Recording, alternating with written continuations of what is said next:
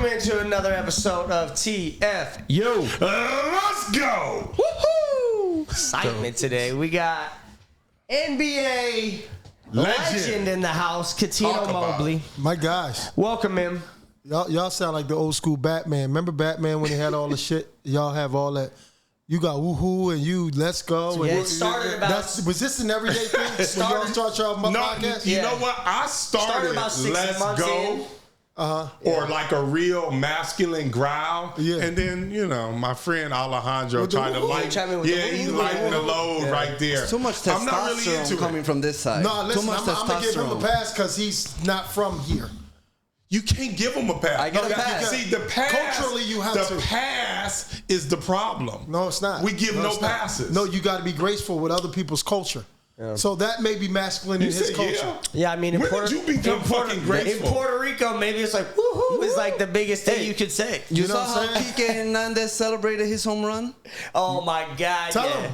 Tell him, Did bro. you guys see the He back needs touch? They touched Bro, dicks. he needs to understand. We mean that means what? The two Dodgers players, they dick bumped for a celebration. That's disgusting. Listen, that's their culture. I'm officially offended No, for don't all be. men, Don't- all sports. Don't be. It's called a bat tap. Yeah.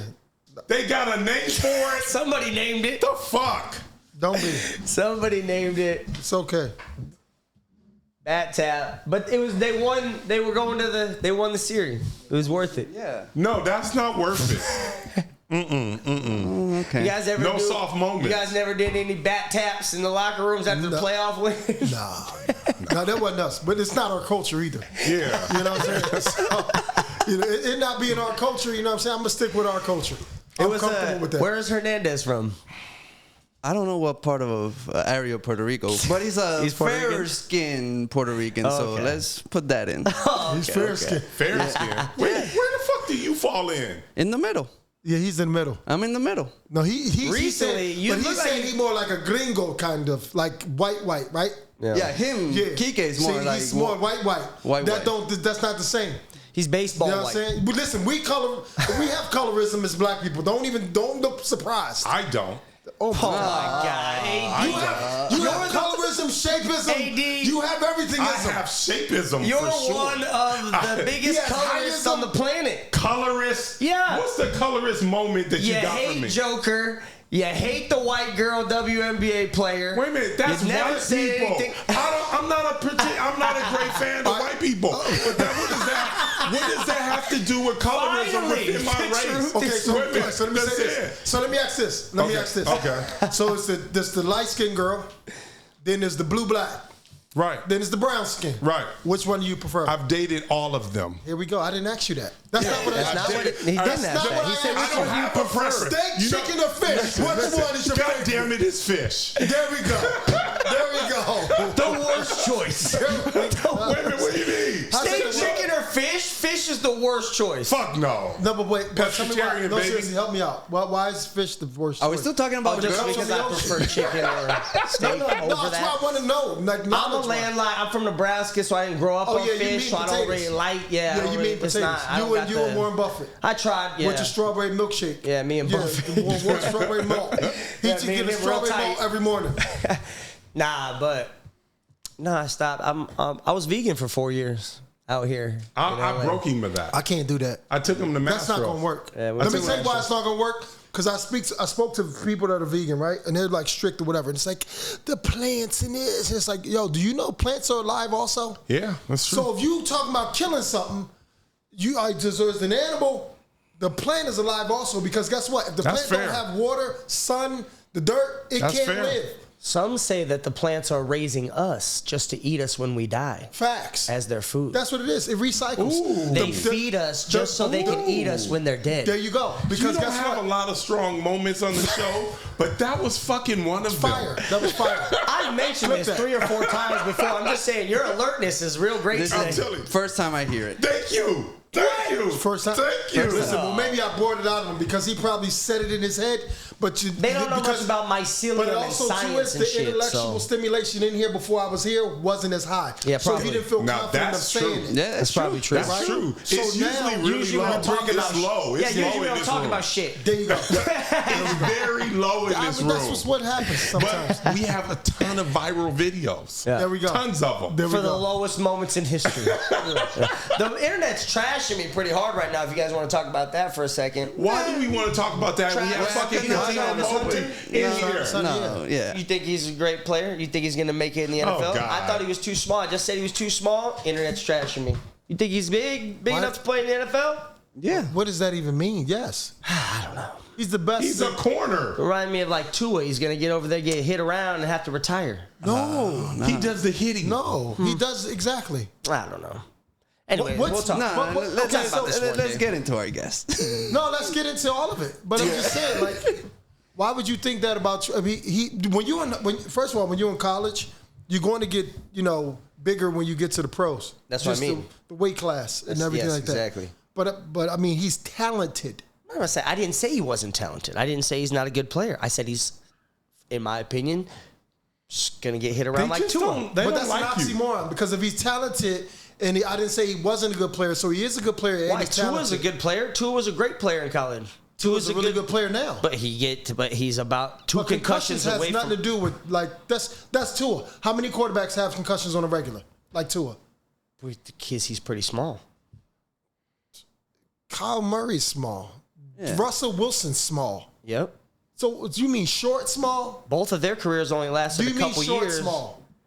Or No, what because small? Travis Body Hunter's small? not really short. He's just skinny to me. Right, but for you the get league. you get thicker. We'll That's see. my point. Maybe he doesn't. No, that's what Maybe it he's is. podcasting. Okay, so and where he's you got at his right money now? now. And Where he you at doesn't. right now? I don't even want to know your age. So everybody want to know your age. But whatever your age is right now, I promise you, 10 years ago, you was probably 30 pounds smaller. Correct? No, it's heavier. What do you mean? He was fat. He was a fat When kid. you were a kid?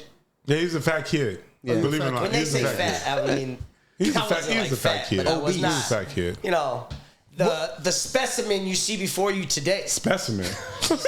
What are we talking about? So Did the show change? you were smaller when you were a kid. Absolutely. Everybody's smaller. No, not him. I'm just trying to give the kids some juice to get in the weight room. There you you know? go. Get But to the that's their NFL. motivation. Reverse Yeah, you know, psychology. like, exactly. Yeah, I'm yo, not saying he's you not trash. good. It takes a lot to play both sides of the ball. He plays the most downs He's not I've doing that ever in the pros. seen. It's He's crazy. not doing that in the pros. Exactly. He's not doing that. Because No one does that. I didn't say he was Well, gonna. Dion did a little bit. No, a little bit, little bit. Nope. He can do it a little You bit. gotta say a little bit. A tad, like a grain of salt. Okay. Stay on He the was more of a defensive side. decoy on offense. They So would throw him you up. mean punt returns? Is that what you're calling it? No, he Nah, played. Dion Dion played played receiver. Once in a blue. I mean, how many games you really? Come on, y'all. We're not going to do this. The buffoonery. Let's start. He did it How many? Start the show. every game. Hey, let's We get already it. started. You did your I woo-hoos know. already. Listen, you did your slide, fucking flag, woo-hoos. post. Let's How talk many times about you seen him do it? motherfucking Cuttino Mobley and his Maybe- amazing career. We got plenty of time for that. He wants, we had to get into it. What I want to know about is, how'd you get to Rhode Island? Oh, that's crazy. You know what?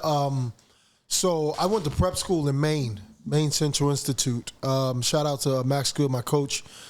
Sam Cassell went there. Karan Butler went there. A lot of guys went there. Oh, shit. Yeah. Actually, Frank went there also, years after me, of course. But we were ranked in the country, #1. And I was scared coming from Philadelphia. I didn't really know much. But you got to think about this, right? There's a book called Outliers by Malcolm Gladwell. He was speaking about the individuals that surrounded around you, your environment, which makes you. So I was like scared, overconfident, but yet scared at the same time because I didn't know what to expect outside of my neighborhood of Philadelphia, right? You have Rasheed Wallace, you had Alvin Williams, you had Jason your Lawson. neighborhood? Yeah, you had Kobe Bryant, you had damn. Aaron McKee, Eddie Jones, Rick Brunson. You had so many That's of your us. neighborhood? Yes. All those people came out there? Your neighborhood? Yes. Fuck. Yes. So that's Malcolm Gladwell theory, right? Well, I didn't know that. You thought your court was cool. No, but out your neighborhood is different. But how about, guess what the entertainment was? Kevin Hart, Will Smith. It's like all those. That's Jill Scott. All those people, that's our neighborhood. And we didn't know that at that time. Everybody was just being who we were. Right. So, me being Catholic school and just starting basketball, I picked up a ball at 13. I was still nervous and hungry and eager to prove how good I was. Till 13? Yeah, I picked up a ball at 13. See, I think that's better. I do to a too. certain degree. Like, Because now you don't develop where you're shooting way down here, and you're doing stuff when you're straining to do stuff. I think it's something to that. It is. Yeah, it's just unusual. Because my son picked up the ball at 12. See, I'm not mad at that. He's 14 and he's. Did you do that on purpose? Really good. Yep. Okay. Yep. So I recommend these 4 things, and I'm gonna get back to Maine and then Rhode Island. I recommend these 4 things for kids. At a very young age, that 3, 4, 5, 6, 7, 8, like around that time, I recommend soccer. There you go. I recommend swimming. I recommend boxing, and I recommend track. Do those 4 things. If you do those 4 things, baseball, basketball, football is easier, right? And baseball to me is the hardest because being able to hit a curve, a fork, a slider, all that's hard. And then catching the ball on outfield, that's hard. So I would mix baseball in there a little bit. Do you know what I'm saying? But those 4 to 5 things at a very young age, you have the ultimate athlete. 1, because of using your whole body. But then also 2 is the body. If I just play basketball, I'm overdeveloping my quads, weak hamstrings, glutes not working, right? When you practice and exercise on all the different sports, see, in swimming, it's the whole body. And boxing is endurance in the body, right? Track is running, it's legs, right? Core, right? And then, from boxing to soccer, legs, you don't see no skinny soccer. Their legs are, fit. When you're exercising in these different sports, that's why those sports, football, you have to do this. Why? Because of impact. Soccer, you have to do this. Why? Because of this. Boxing, you have to do this. Why? Because of this, right? Your core, hitting you in the stomach, right? On the ribs, all that stuff. Once you develop the muscles of the body, you have less injuries. But if you just focus on one sport at a very young age, you have atrophy in certain spots. You're just not developed. Injured faster, right? And some parents, you're just going to play baseball. Or you're just going to play basketball. Or you're just going to play football. I do not recommend that. Now, when you get to that 13, 14, 15, you got to pick 1 or 2, and that's it. Keep those 2. And then, when you get 15 years old, it's going to become serious. Now you got to choose which one you're going to do. Stick to that one. And then now, because you only have 3 more years now. 3 years is the blink of an eye to get to college. So that now, those people that are in college that are playing that sport you want, probably been playing forever. Yeah. So it's more repetition now. Now it's all repetition. But getting back to University of Rhode Island, one of my really close friends at the time, we went to Maine Central Institute. And I was being recruited by Temple at the time, was ranked in the country, Kentucky, Rick Pitino, John Thompson. It was so many different schools that wanted me because I was one of the best 2 guards in the country because of Maine Central Institute. And I knew nothing about nothing, man. I just wanted to play, kill, and that's it. So my friend was like, yo, listen, instead of going to Kentucky or over here, be a big fish in a little pond. Let's go over here and make this school nice, and then we'll be, we can get on TV and things like that. Because back then when I played, being on TV was a big thing. ESPN, it was. Now it's like high school kids are on TV. Yeah. High school kids have highlights. So it's not as intimate. It's not as serious as it was at one point in time, right? Now it's more commercialized. Yep. But he convinced me to go to Rhode Island, and it worked out well for me. Y'all made it to the Elite 8? Yeah. Took Rhode Island to the Elite 8 in the NCAA tournament? The farthest they ever been in the history of the school. So it was pretty cool, Who else was on your team for that? Tyson Wheeler was a phenomenal point guard, one of my best friends. Antonio Reynolds Dean. Lamar was on our team, but he didn't play that year. He sat out, but we were all roommates. Me, Tyson Wheeler, Lamar Odom. He did go to that school. Yep. Me, Tyson Wheeler, Lamar Odom, and Antonio Reynolds Dean were all roommates on campus. And if Lamar would have played, we probably would have won the championship because it was just a split second of certain things that with his talent level could have helped us, because you have brain farts, right? Like you guys do your podcast, and then you may lag for like a split second, and you pick it up because you feel as though that he needs this, and then it's just that's how it works in the game. But the game is so fast. I'm usually strong throughout the whole entire thing. I can tell. Yeah, I could tell. This guy is a genius. Yeah, I could tell. He's probably one of the smartest people we've had on this podcast. I try my best. I try my best. How was it going through the NCAA tournament? I think is one of the top 3 epitomes of sports in America. Like the NCAA basketball tournament, every year it comes around, like people get into it that don't even watch college basketball. You know what I mean? People just start going through the brackets. Was it like that? It was like that back then a little bit.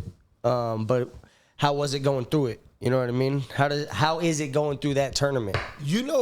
Okay, so it happened so long ago. But what I can kind of reminisce about the feeling, all right, because they always say people don't care about what you do, is how you make them feel. So the feeling of the NCAA tournament, walking on campus and knowing that you guys made it, that's a big deal, right? It's 400 and something universities, right? And it's only, right, 64 to make it, right? And then it's 32, then it's 16, then it's 8. Like you're one of 8 that's the best at the moment.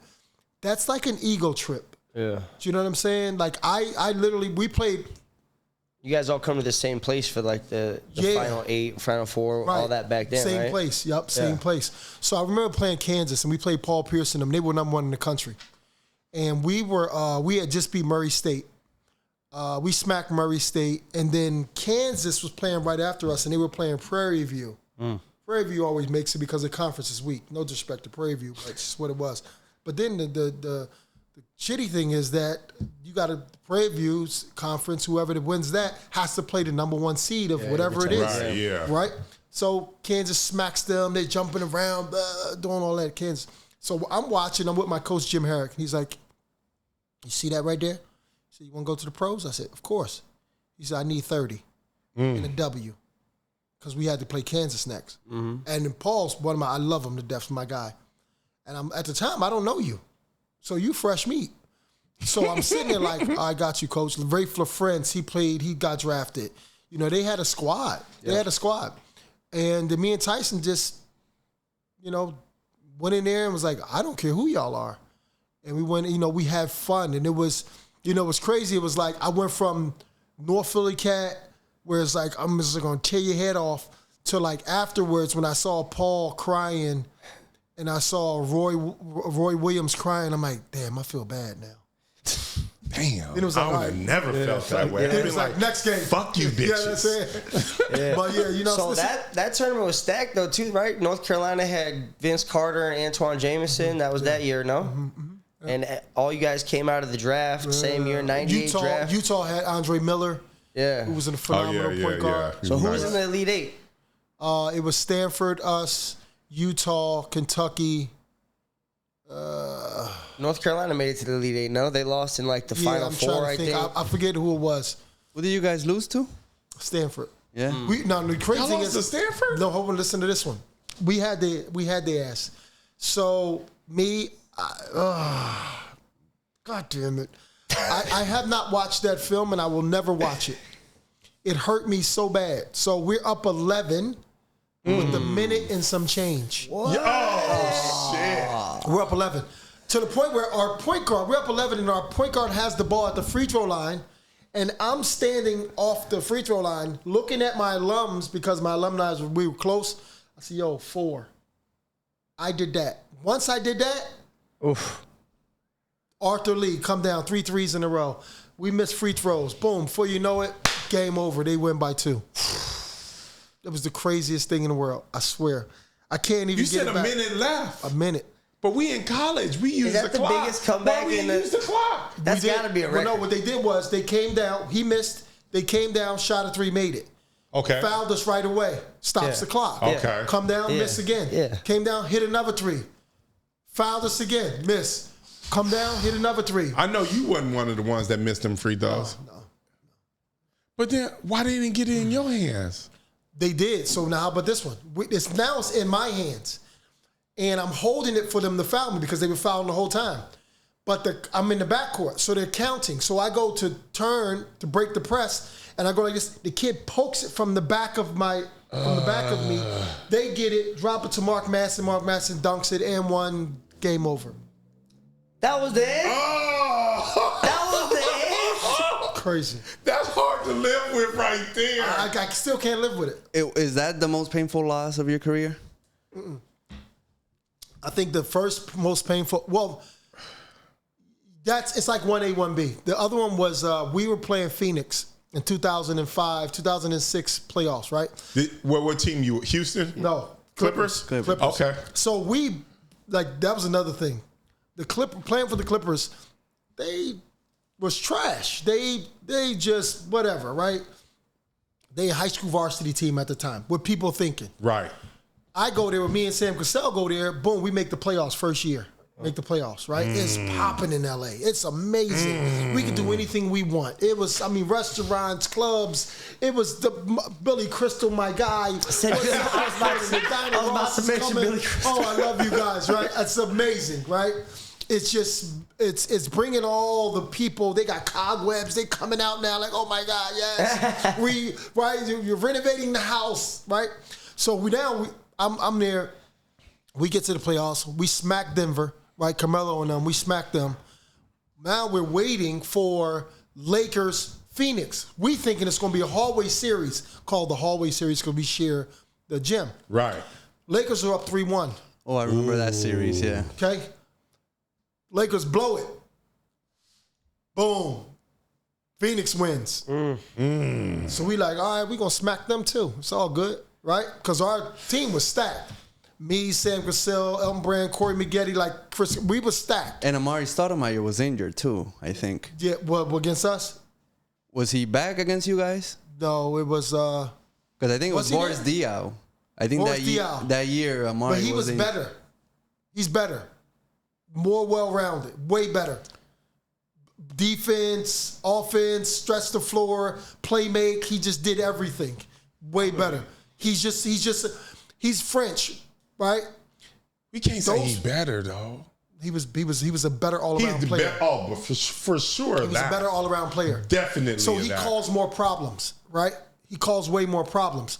Amari is a beast, don't get me wrong. But Boris Diaw, see, it's about matchups. And when you got to adjust the matchup, see, if you're down in the post the whole time, okay, this is what we're going to do. We know you're not going to go out there. If you go out there, cool. Boris, you way out there. You doing the pick and roll. Now our bigs don't know that. So now you coming in the lane, you diming this guy and this. I'm like, God damn it. And then Tim Thomas is hitting threes on their team. It was just a crazy moment. But anyway, we're up 2-1. We're in Phoenix. We're about to win this game. Mike Dunleavy, for whatever reason, he overthought. He puts in Daniel Ewing, rookie, okay, to defend the game. Now we're up, and all we gotta do is just play 1D, and then boom, it's 3-1 now. We're going back home. We're gonna smack y'all back at home. Okay, we beat them next game by 20, but then this game killed us because it evened up the series, and now the momentum was boom, right? And if he don't do that, who knows? We're going to Western Conference Finals. We're playing Dallas. We smacked Dallas during the season. We had their number, right? Because Elton was punishing them down low. Me and Sam was the guards up top with Corey. So we had the matchup was really good. Sean Livingston was coming off the bench. We were pretty good. But that moment, Raja Bell hits the three in the corner, ties it up, boom, going overtime, they win that one. We're in Phoenix. I was so pissed. I wanted to wring Mike's neck at that time because you keep Sam Cassell in, especially vets let veterans get away with a little bit more. So it was just those two moments for me. It could have changed the trajectory of like, okay, how do they see your team? How do they see you, as a player? Because think about this. Kobe, they won in 2010. Yeah, 2009 and 2010. But 2010, Ron Artest was there? Yeah. He hit that three? Yeah. Right there? You know what Kobe shot that game? probably like 6 for like 20-something. Mm-hmm. So that was a close game. So if they lose, that game was the championship. That was the game. Right. But Ron Artest saved them. Right? Kobe's my favorite player ever. Grew up with him, one of my closest friends. But that game saved you. Do you know what I'm saying? If Jason Terry don't have a great series, Dallas don't win. You understand? Big Shot Ori saved him a couple times. Big Shot Ori against Sacramento, yeah. It's like you need certain people to save you. Kenny Smith, when they won the championship, when he had 4 threes in a row. Like, it's certain people save you, man. Steve Kerr saved Mike on the double team. John Paxson, Craig Hodges. It's like those little moments, but you can't see those moments because the star or the superstar, you're right, it's just like boom, right? Karl Malone, if you hit those free throws, you wouldn't be talking about Mike as the greatest because now, Karl Malone, sorry to say it, you shit the bed on the free throw line during those series. Right. If you hit those free throws, Chicago Bulls don't win. Yeah. Just hit the free throws, but you couldn't. Do you know what I'm saying? Yeah. So we got to live with that as players every single day. Like, God damn it, I cannot believe this. Those games and going back to 98, you came right after Jordan retired, right? Did you play against him one year or he was already gone? With Washington. Oh, yeah. But I played with Scotty. Scottie Pippen was on my team my rookie year. Oh, for Houston. Yeah. So that was the best thing in my life. Yeah. If Scotty would have stayed with me, I would say this. If Scotty would have stayed with me at least another 3 or 4 years, Hall of Fame, like first ballot, easy. The way he gave me, the knowledge he gave me on a regular basis, how to look at film, how to prepare your body. He's my favorite teammate when it came to like how do you become an ultimate pro. Shout out to Scotty. Yeah, and then there was a lockout. There was a lockout year too. So when he had 50-something games with them, you know what I'm saying. But if I'd have had 2 or 3 seasons with Scotty, where I'm working out with him and Tim Grover, where I'm reading film and I'm with Mike and him, Phil Jackson brought Scotty and Mike in to help Kobe. Then you have Brian Shaw. Then you have Ron Harper. Then you have Kobe has so much knowledge. Did you ever get a chance to play against Mike? When he was in Washington. Yeah. Just Washington? No, not even like a real game. Recreational? Oh, no. Nothing. No. Mike was older. So that's what I was gonna say. 98 was kind of like a year. Like Dirk came in, Vince Carter came in, you came in, Paul Pierce, Mike Bibby, Jason Williams. It's like it was like a changing of the 80s, 90s to like for the next 15, 20 years of basketball. It was basically 97, 98's draft, right? We had a nice draft class. Yeah, you came through second round pick. Who's the best player you played against? The best player I played against, I don't go off of scoring, and a lot of people go off. They're very enamored by the scoring part, right? For me, is Jason Kidd hand down. Jason Kidd is super smart. He was amazing. Super smart. Like at Cal, he was incredible. I used to stay up late at night to watch them. At his height, when he was at Cal, he was one of the fastest 6'4" people you'll ever see. Ever see. But listen, I saw him in high school play against Simon Gratz. They made a quadruple double. I swear to God. And you know what's crazy? When you watch him, when I was younger too, and I used to watch it, because Rasheed Wallace was all world, right? He was the best 8th grader, 9th grader, 10th grader, 11th, 12th. Rasheed Wallace was Rasheed Wallace, right? And one of my best friends. And I used to watch him like, to myself, maybe that's why I became a really good pro. Because I was so scared, like, I'm watching Jason Kidd, I'm watching Shvee, I'm like, God damn. Shit, I gotta practice more. These are so good. You just think they're so good, and like you can't compete. But Jason Kidd, to me, not only was he talented, fast, can do everything, he was smart as hell. So he would do stuff in the game. I remember one time they were playing, I don't know who it was, and one of the opposing coaches was on the floor talking to his team. Jay Kidd sees it, dribbling the ball down the court. He sees it. I never knew this could happen. He sees it. He rushes over towards the coach. Coach is like, get it. Coach don't see him. He rushes and bumps the coach. Technical foul. Like how smart that is. That's so funny. Then you win by like 2. It's like what? Like it's the craziest thing. The things that he think of and how he sees the game. It's phenomenal. It's phenomenal. You ever had to guard him? Oh, yeah, for sure. What's the worst he ever gave you? No, he wasn't a scorer. He locked up. Oh, I'm just saying. Cuttino locked up. No, for real though, he wasn't. Again, that's why I said it's hard to guard him. You score 30, okay. You don't score 30, but you can still win with 5 points, 10 assists, 10 rebounds. That's harder. Yeah. You know that's what I mean. Like 20 assists ever on. Oh, that ain't my fault. So also the 98 draft had one of the biggest number one flops in the history of the NBA. Candy. Yeah. Olo Candy, number one. Had all those players I mentioned to go up. Wait a minute. Number one. He played for Clippers. Clippers, yeah, the big man, right? Yeah. Mm-hmm. Clippers, and then he went to 2004 or 5. He was small school, Minnesota. right? Small school. Pacific. Yeah, small school. Pacific University. How was it playing for Donald Sterling? Have you seen the series in FX? I didn't see it. And was Donald Sterling always weird, or during your time you didn't see it? I mean, he don't own a team no more. You can let him have it. No. To keep it a buck. So I went on Bill O'Reilly's show on Fox about Donald Sterling. And he wanted me to say things about Donald Sterling that I personally did not see. So I was raised by men. I wasn't raised by a female that speak like, you know what I'm saying? So I said that to say I wasn't catty and, because people told me what he did, then I can say it. I didn't see it. Yeah. Right? I didn't see it. The only weird stuff I used to see is he would rush into the locker room when we just getting dressed kind of thing and bring people in like we're animals. Like, look, oh my God, he's amazing. Now, he could have been that little kid just enamored by people also, right? Because people, right, like they're not as sociable as you think they are, right? They don't have the etiquette of being an extrovert, of being able to communicate. So especially with a person with a lot of money that's a little awkward, maybe Asperger's, whatever it is, they may do some stuff because they're nervous, but it looks rude to you. You understand?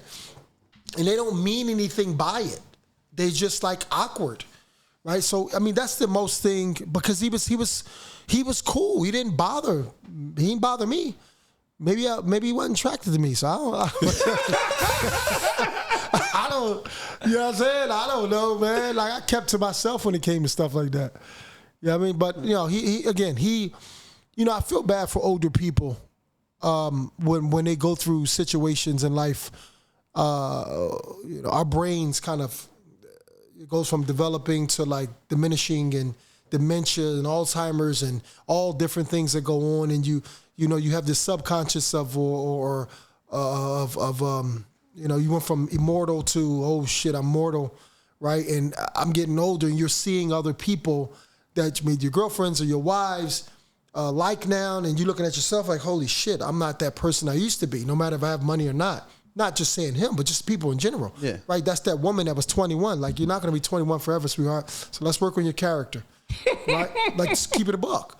And a lot of people they're very like fixated on, this fake person which is, okay, this is the real you, and this is the fake you. And there's 3 sets of people, right? There's what the world sees, it's what your family sees, and then what you show yourself. And we kind of get confused of which one you need to be at all times, right? I'm who I am here.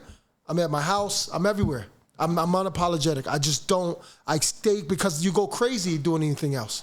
I'm who I am. I know I'm moody. I know I'm this. I love knowledge. I love being around people, right? I love helping people. I know who I am. I'm not going to fake doing something for the world, right? But then forget, and then I get home, and then now I'm like I was with the world. No, that's different.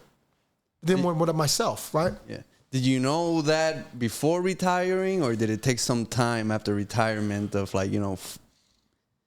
recognizing, finding yourself? Yeah, no, good question. I knew it before then, right? It's the reason why I didn't get in trouble. You know what I'm saying? Like, I'm not to bash somebody while they're down, but I'm not going to another man's house late at night, right? Like Diddy, where it's like all these people are going and you're drinking certain shit and you're doing all this stuff, and it's like, it's not actually not his fault, right? It's like, and as much as it is his fault, it's your fault too. Let me tell you why. If I don't do cocaine, and there's people that do cocaine, all I gotta do is go to that place one time and I see coke. Oh, this is not my group. Right. There you go. It's not my group. But if I want something from them, I trick myself into saying, well, I could just be around them and not be a part of it. Yeah, no, that don't work. You know what I'm saying? So if he indulging in men, women, these people doing this, that, whatever to get deals, you know it. You're lying to yourself. But you want something just as bad as they do. So you're all the same, right? I look at life like that. If you are a certain way and I don't believe it don't meet my standards, I want you to stay how you are. But then there's a lot of space out here in the world where I can go where I don't have to be around you. Mm-hmm. That's just how life is. But when you start to blame, I went to my daughter. She's 11 years old. I just tell my sisters, right? My sisters are younger than me. I'm the oldest. Do not go to no man's house past a certain time and think you just like, he not going to do nothing. If he don't, great. But don't expect you to go over there like you sleeping in the bed, you just cuddling. What you think this is? You understand what I'm saying? Like you just don't, that's just not something you do. Don't put yourself in that position. Well, you don't know that. I do know. I've been there. So don't put yourself in those positions where you have to, they may be doing drugs, they may be drinking, somebody can come in their house. You just don't know. Why would you do it? Go to your own house. I'll see you tomorrow. Okay, cool. Until I really know you, hopefully I know you well enough that me and you can go X, Y, and Z. Now, I'm not saying I didn't have one night stands, but all I'm saying is I escaped certain situations because I was a little more aware than a lot of other individuals, and I didn't put myself in those positions to be able to be exploited, right? Oh, you're going to go over here and you drink this, and then they filming you, and this, that, whatever. And blah. Oh, I didn't even know that was going on. Okay. Okay. Now, listen, you know what? There's leprechauns too. So I mean, I don't, you could be right. Cuttino, they talk about when you guys enter into camp and you coming in as a rookie, the NBA enlightens you on a certain class of women that are out there, things that are out there. Do they actually do that? Mm-hmm. They do. They do. But it's very passive. Oh, okay. They try to stay out of your life. They'll speak to you, but if this makes sense, from afar. They don't just reprimand you. It's just like, okay, these are the examples, this, that, whatever. Maybe had that lady right there, she had AIDS, and this, that, what happened, this, lose money, and this. But no one cares about that at that time. When I'm in Atlanta, when I'm in Miami, right. I'm young and I'm in California, I'm going out. I don't think about that stuff. Do you know what I'm saying? Like, if I'm at a shooting range and bow, bow, bow, bow, bow, and no one's never shot at me, once I go to the Marines, the Army, and say shooting back, I don't have time to put the earplugs in and the glasses on and all that. I got to really figure out, and he's moving. This target is moving. This is serious. People don't understand that. So sometimes you got to go through those situations just so you can understand, and hopefully you get out unscathed. So in the early 2000s, when you got to Houston, it was, hip-hop was big then. A lot of Houston artists there. Big time. Probably Scarface. Strip clubs going on. Love Scarface. You know what I mean? Brad what was Jordan. that like? You know what I mean? NBA player down there. I'm sure you were, what was the best strip club? What was the best times out there in Houston? What was going on early 2000s? I tried to get him to go to the strip club yesterday. He didn't want to go. I said not in California. No, that's true. Onyx was the spot back when we were younger. Loved it. It was the best. But Houston was a different beast. I was very spoiled. I'm going to tell you that, right? Other cities, like people came to our city, especially in the summertime, to work out. So for us, it was, we hooped all day, partied at night, right? Nick Van Exel, Sam Cassell, Antonio McDice, KG would come sometimes. Like it was Steve Francis. Like it was so much fun. Like we just had fun, right? James Posey. It was a lot of us. And Allegedly, yeah. It was no parking lot pimping was a thing.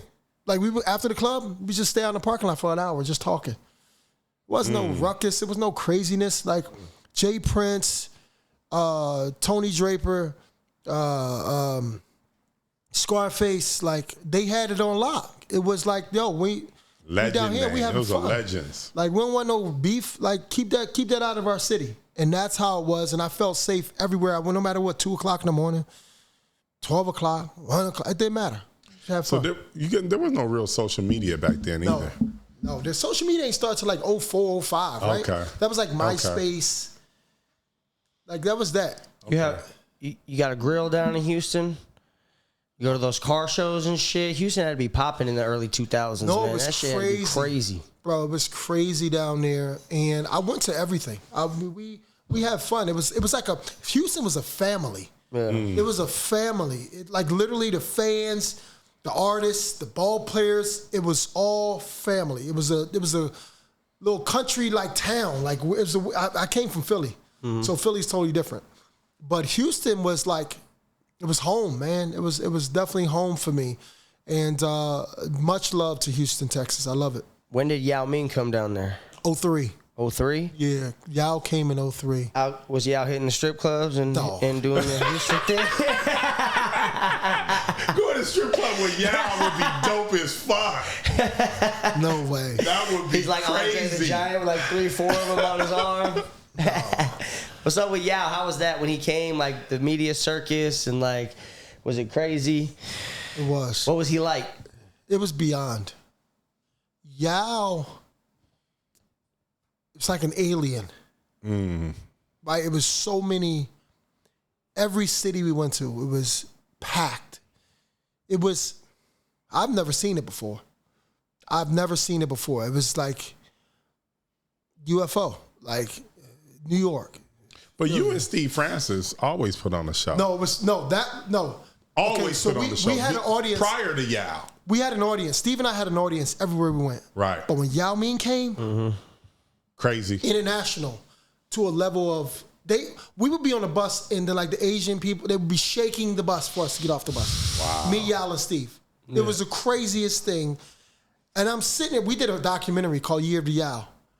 Just check it out. And just that it's like real. Like it's just one of the smartest, salt of the earth, like philosophical beings, and being able like to have a country, a continent, like on your back.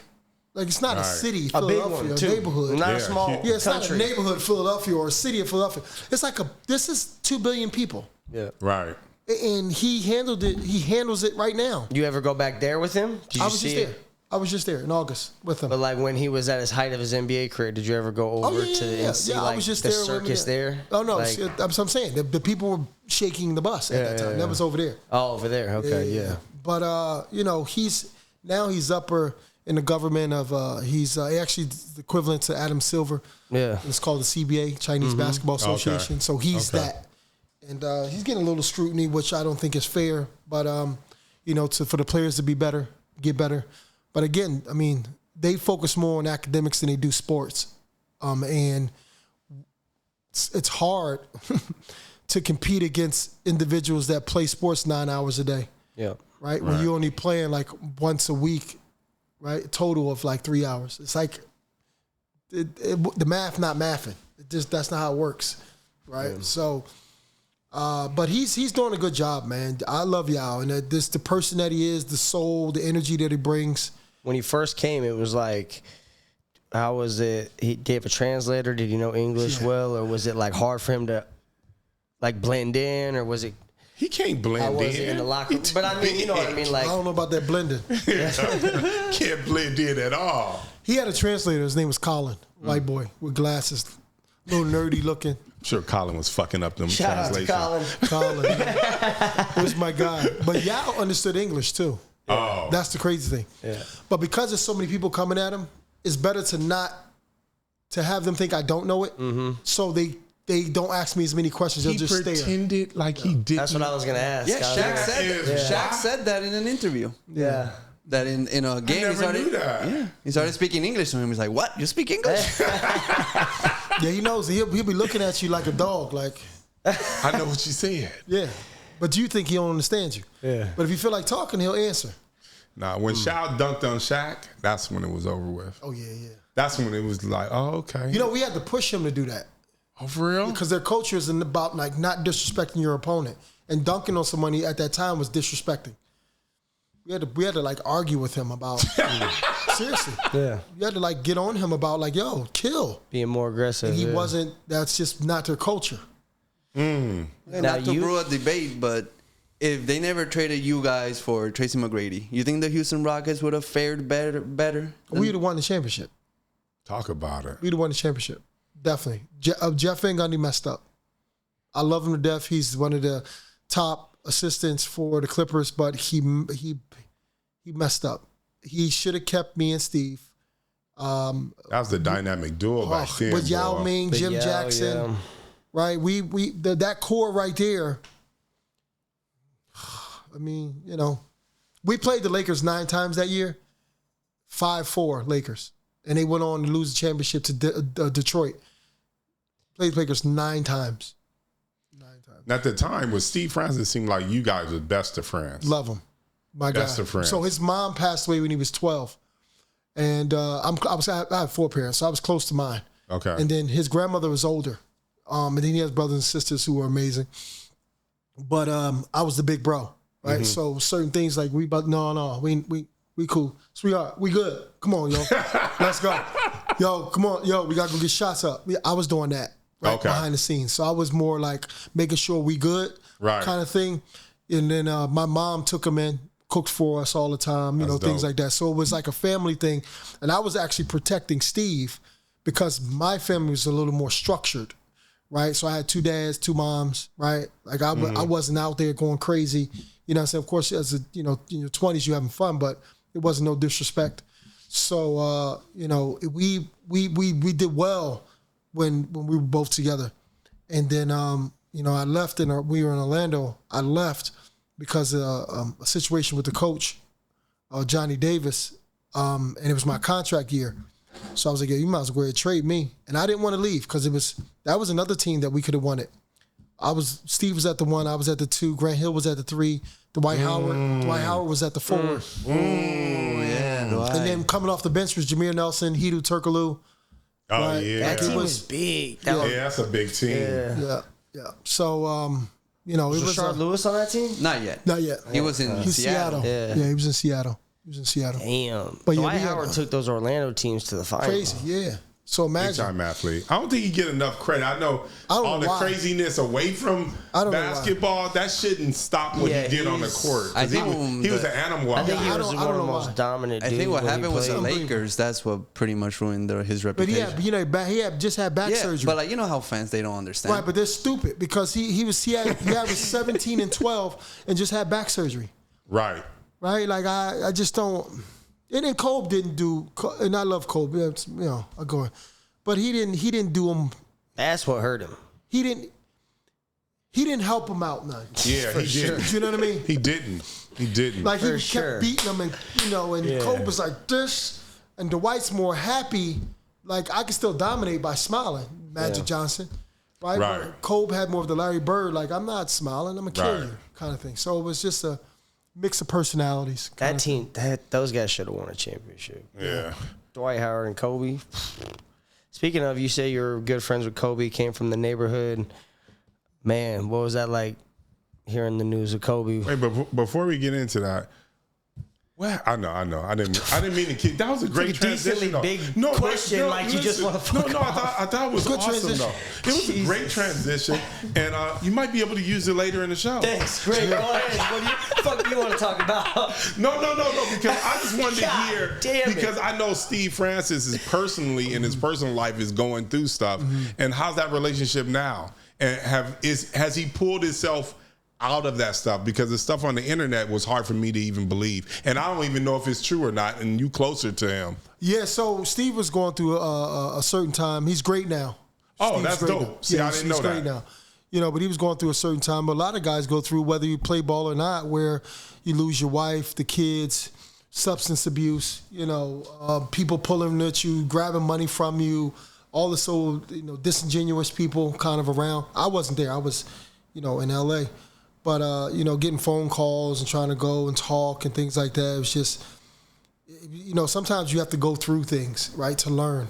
And hopefully you make it out alive. And he did, right? He made it out alive. Does the NBA try to help former players with when they see certain things like that? That's what I'm curious about. Do they kind of step in? Because that's part of their fraternity. Mm-hmm. Like, to see someone down is not a good look to me. Mm-hmm. So I just wonder, do they have special programs? Do they intervene? Do they try to help? They do. Oh, okay. But it's not as aggressive. Okay. Right. And then also, too, like I said before, a man is himself. Like, you can't follow him around all the time. That's right? real. His vice is going to catch up to him. That's what I was going to say. For Steve, it was almost like he had like a Hollywood blow up, like 3, 4, whatever years he was like hype, but he was like a star. Mm-hmm. Yeah, like for sure. Superstar. Superstar. Like not top 2 or 1 players in the NBA for like 3, 4 years. Yeah. So I'm sure he had like a super up drop. and then a super down. I think the drop was also too is me leaving Orlando. Yeah. And then he thought he got sidetracked by the organization. Like, damn, you betrayed my best friend? You know what I'm saying? Like, that's crazy. But see, they didn't understand that, like, I made sure Steve was in line. Yeah. Right? So they didn't understand our relationship. So when I leave, people are making fun of it, right? There's a brotherhood we have. Oh, yeah.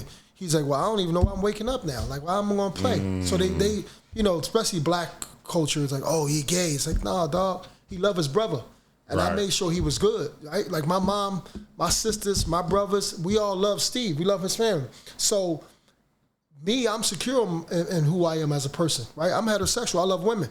But listen to the people, and then me, I gotta go live now. I can't. That coach, Johnny Davis, was trying to mess with my money. I'm top in the league in 3-point field goal percentage. You telling me you got rookies that's going to take my time? For what? Y'all won 18 games last year. 18. You look it up.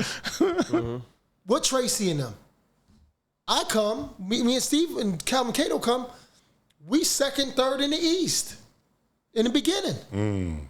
You feel me? So I thought it was a smack in the face. So I'm like, yo, get me out of here. He already had a contract. He was cool. Yep. I need to go get mine. So I should have probably told Steve, like, yo, I'm getting out of here, dog. But I never said anything to Steve. But the coach thought he was bigger than the world at the time. So he like, yo, it's me. I'm doing this. And me and Grant Hill was like this. You know what I'm saying? When did he get kicked out? Van Gundy came in when Orlando was winning with Dwight, no? Yeah, but what happened was, this is what happened. We top in the East. I leave, go to Sacramento. It's a swap. Doug Christie goes there. Yeah. I go to Sacramento. We win 50-something games in Sacramento. They don't even make the playoffs in Orlando. Okay? Now, I'm not saying it was me, but it was me. You know what I'm saying? Because I hold things together. Yeah, but it's also the dynamic of you and Steve, and you've been together in Houston, you've been together in Orlando, and it's a dynamic that you can't just put together anywhere. You know what I mean? Especially because you guys became family. You think about it. Think about this, yo. See, I don't know if y'all know, my major is psychology and communications. I study the mind, and actually psychology is more studying the soul than the mind, right? Because the mind can be tricky. The soul has a pattern. So you think about this. Kobe Bryant, when Derek Fisher wasn't there, what Kobe say? I need Derek. I don't know what y'all talking about. You know what I'm saying?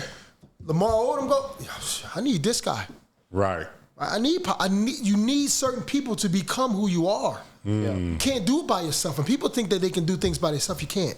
It doesn't work like that. And then the organization need to understand, okay, this guy's good for this guy, and this is good for this. And even if he's coming off the bench, Udonis Haslem, he's great for the locker room to keep guys like this. Juwan Howard was on the bench for a long period of time. Yeah. Right? It's like certain people help certain people. Aaron McKee was a phenomenal scorer in college. Right? He got to the pros. He's like, all right, my role is this. So I'll make sure Allen Iverson become MVP. You understand? Yeah. So organizations look, they're like, oh, we don't need them. This is money that, no, to get the best out of that person, this is what you need. You need these people. You need these individuals to do X, Y, and Z. Just listening to you now, Why aren't you coaching? That's another great question. I love my kids too much. Do you know what I'm saying? And like now being with you, I'm gonna make this bread. No, seriously, man. I'd rather have my free time and to be able to help guys, consult with guys, off the court, because the court is a distraction, right? It's like you think about your mind mentally. It's like when you're on the basketball court, you thinking football. No, you're thinking basketball, right? In a football field, you're not thinking basketball. You're thinking, oh, you're gonna get killed, right? You're thinking, right? You gotta. When I'm on a battlefield, I'm thinking killing the opponent. I'm not thinking my kids, my this, or you're gonna die. That's how it works. When you're coaching, you're thinking of 12 to 15 individuals. You're not thinking about nothing else, or you're not giving your all, right? And then those players are only thinking about, okay, I got 2 hours, 3 hours, then I'm out of here. They're not really engaged. But if I get you one-on-one on a regular basis, I got you more, right? Mm-hmm. The pattern. I see your pattern, you see mine. The books we read, the intimate conversations we have. Now it's more influential opposed to me just being a coach, right? Because just being a mom, it's just being a dad, right? Opposed to, it needs to be more intimate. So that's why I'm a life coach, because I'd rather be with the person. Let's spend a couple hours together every day, or during the week. Let's catch up. So I can understand who you are, so I can help you become the best version of yourself. But if I'm a coach, that's a teacher with 24 kids. How many kids are going to pick up on this shit? It's hard. You know what I'm saying? So I'd rather do that with my children, right? Whereas though my daughter gets this undivided attention, my son gets this, my other son, right? The older boys, they come in, give hugs, kisses, they get out there because they already got there, right? They're starting their own little tribe. Yeah. Right now, my tribe is Miles and Sam, right? And then if their friends come over, I sprinkle a little bit of knowledge in there with them, help them become their best. Always there for them. Why would I give it to 15 guys that are making millions of dollars and don't really, not their fault, but appreciate the knowledge I'm giving? It's just a hard, right? It's a hard thing to do for me to go over there, because now that lifestyle is early morning, late at night, traveling a lot. You're taking away from your children. You only get them for a short period of time, and then the world got them. So if the world gonna get them, make sure that what's in you, what you taught them, so they can be able to fight. But if you go out there and they ain't got nothing to fight with, the world got them. So you being a mentor and into psychology and all that, and it seems like Kobe was kind of into that too, and you guys were good friends. Were you able to like have these deeper conversations with him and stuff before what happened? And like, he seems like he was, writing those books and kind of becoming a motivational speaker as well. Yeah. You do motivational speaking too, or you just? Yeah. I do. I not as much. I want to do more. Not as much, but I do. I went on a podcast, and the guy introduced me to I was telling AD, like a community of individuals, and going on more podcasts, and do you want to speak more, and that type of thing. And I need to be more aggressive with stuff like that. And I guess it's my comfort of, my own. AD's like, yo, come on, let's go out. Let's, you need to go out and do something. I'm like, yeah, you're right. I'm in this like bubble. But, I have so much more to give, right? And with Cole, we spoke about how do we make things better in life? Not what's bad. I don't care about that. We're solutions. We're not problems. Right? And if people can really understand that more, and just reason why we connected, it's like, I don't care as much as I care if we win the game, I don't care if we lose the game, because when we lose, you're not going to, and this is life, just metaphorically, right? This is, if things are going good, you don't go back to study it. You just keep doing it. But if things are going bad, you try to correct it. When you lose, you learn. Exactly. You learn. Exactly. The one thing I want to ask you about Kobe, and it's probably the thing that perplexes me about Kobe, is the relationship with him and his family. I know you from Philly, so they family, all that stuff. I always thought that was a weird situation. Now, I don't know shit about it, but I just know how important my family is to me. Right. And I'd be damned if I ever let them starve. And it just seemed like there's such a disconnect, and nobody really knows exactly what happened. We know what people say, typically between his dad didn't really want him to marry homegirl and all this other stuff. What happened? I actually don't know. Oh, okay. I don't know. You know, like as far as like they selling rings. They selling rings and I don't get that. Yeah, I don't get it either. Again, I don't know. I'm not in that world. I don't know Vanessa. Well at all. Shout out to her. I always heard she was an amazing mother for the girls. Super smart. Had those girls on a schedule, right? That's a great thing.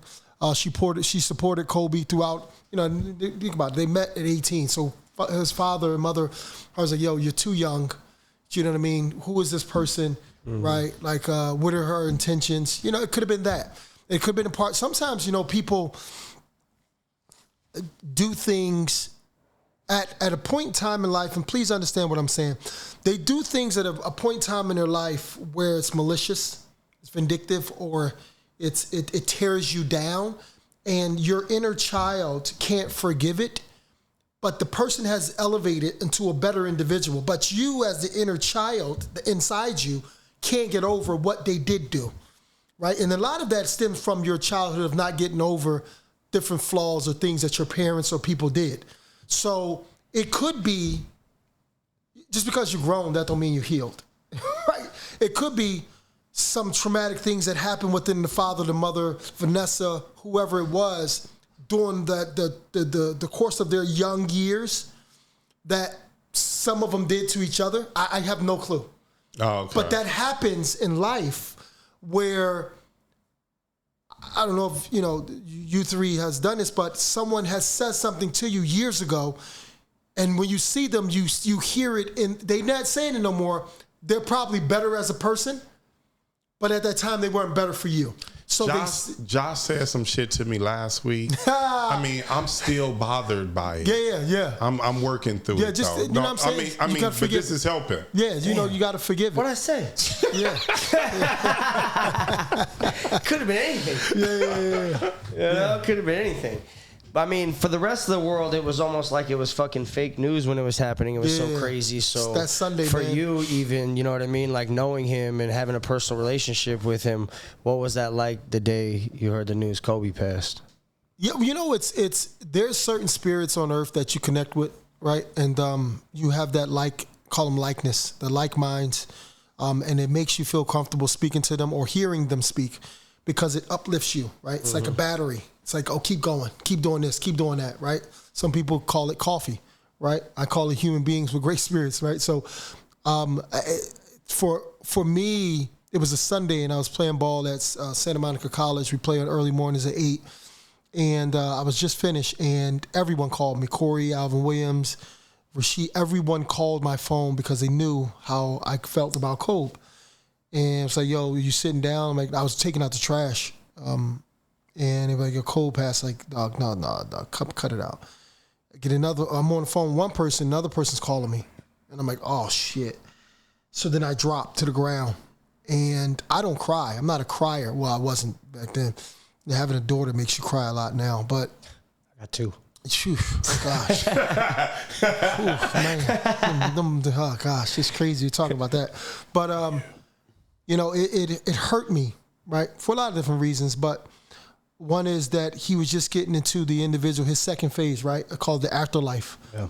So people can really understand who he was and how he thought, right? And they only got sprinkles of it, right? A lot of people, it's funny because a lot of people don't want to live the Mamba mentality because it's too strenuous. It's too hard. It's too starting your company, right? It's hard. It's a lot of slam doors and it's a lot of smoozing and talking so they can buy your shit. And it's like it taps in, it tugs at the ego, right?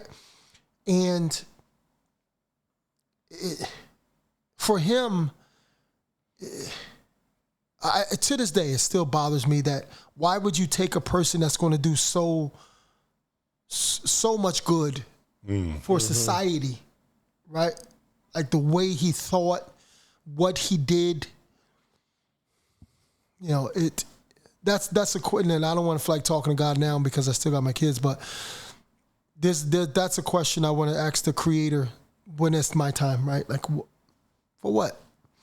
When you let scumbags live on earth, right? Like, it's just a weird thing to me, you know? But, it's what it is. Damn. Well, going back to Houston, you had a thing called Clutch City Shootouts, right? Yeah. Back in Houston? Yeah. What was that like? How'd you get that going?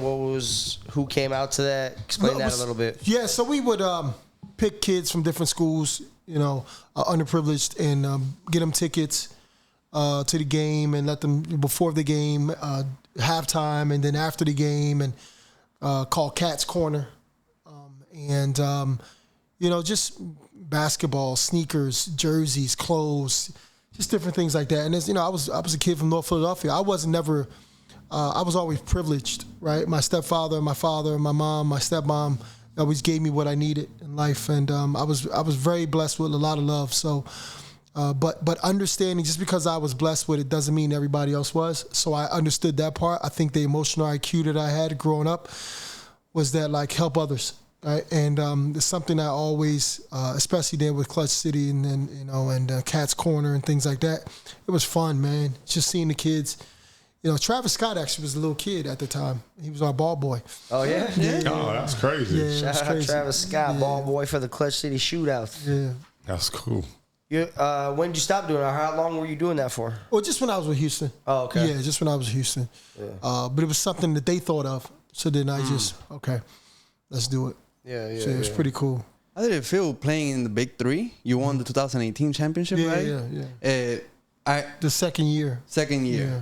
So how was that experience? Didn't your career get cut a little short because of a medical condition? Did you? My NBA career. Yeah. Yeah. Did you fear at any moment playing the Big 3? No. I think the only fear I have in life, seriously, when I was younger, maybe it was, dying, but that's not what it is. For me, it's just like not getting enough information before I go. There's so much out there, right? So I never thought of, until somebody they told me I couldn't play Division I. Then they told me I couldn't play this. Then they told me I couldn't play pros. But as a black man, 18-year-old, life expectancy is like at 18 in Philadelphia, especially at that time. So I wasn't listening to people. That didn't bother me, right? So it was amazing playing for Cube and them, then having my peers and being able to compete against them, right? Because I think that's what you miss the most is there's two things you miss. You miss the camaraderie, and then you miss the competitive nature, right? Like it's hard to duplicate that, right? So that's the two things you miss, and you got to think about it. It's a steady diet from your 10, 11, 12, 13, whatever it is, to all the way up until you're pros, and then you stop. There's no more competitive nature. You got to find something else, right? Then there's the camaraderie is gone. I'm not in the locker room with you every single day. I'm not at the dinners. I'm spending more time with my teammates than I was with my family. You know what I'm saying? So that's what you miss. And I don't think people understand this. We need each other a lot, right? And we're very tribal.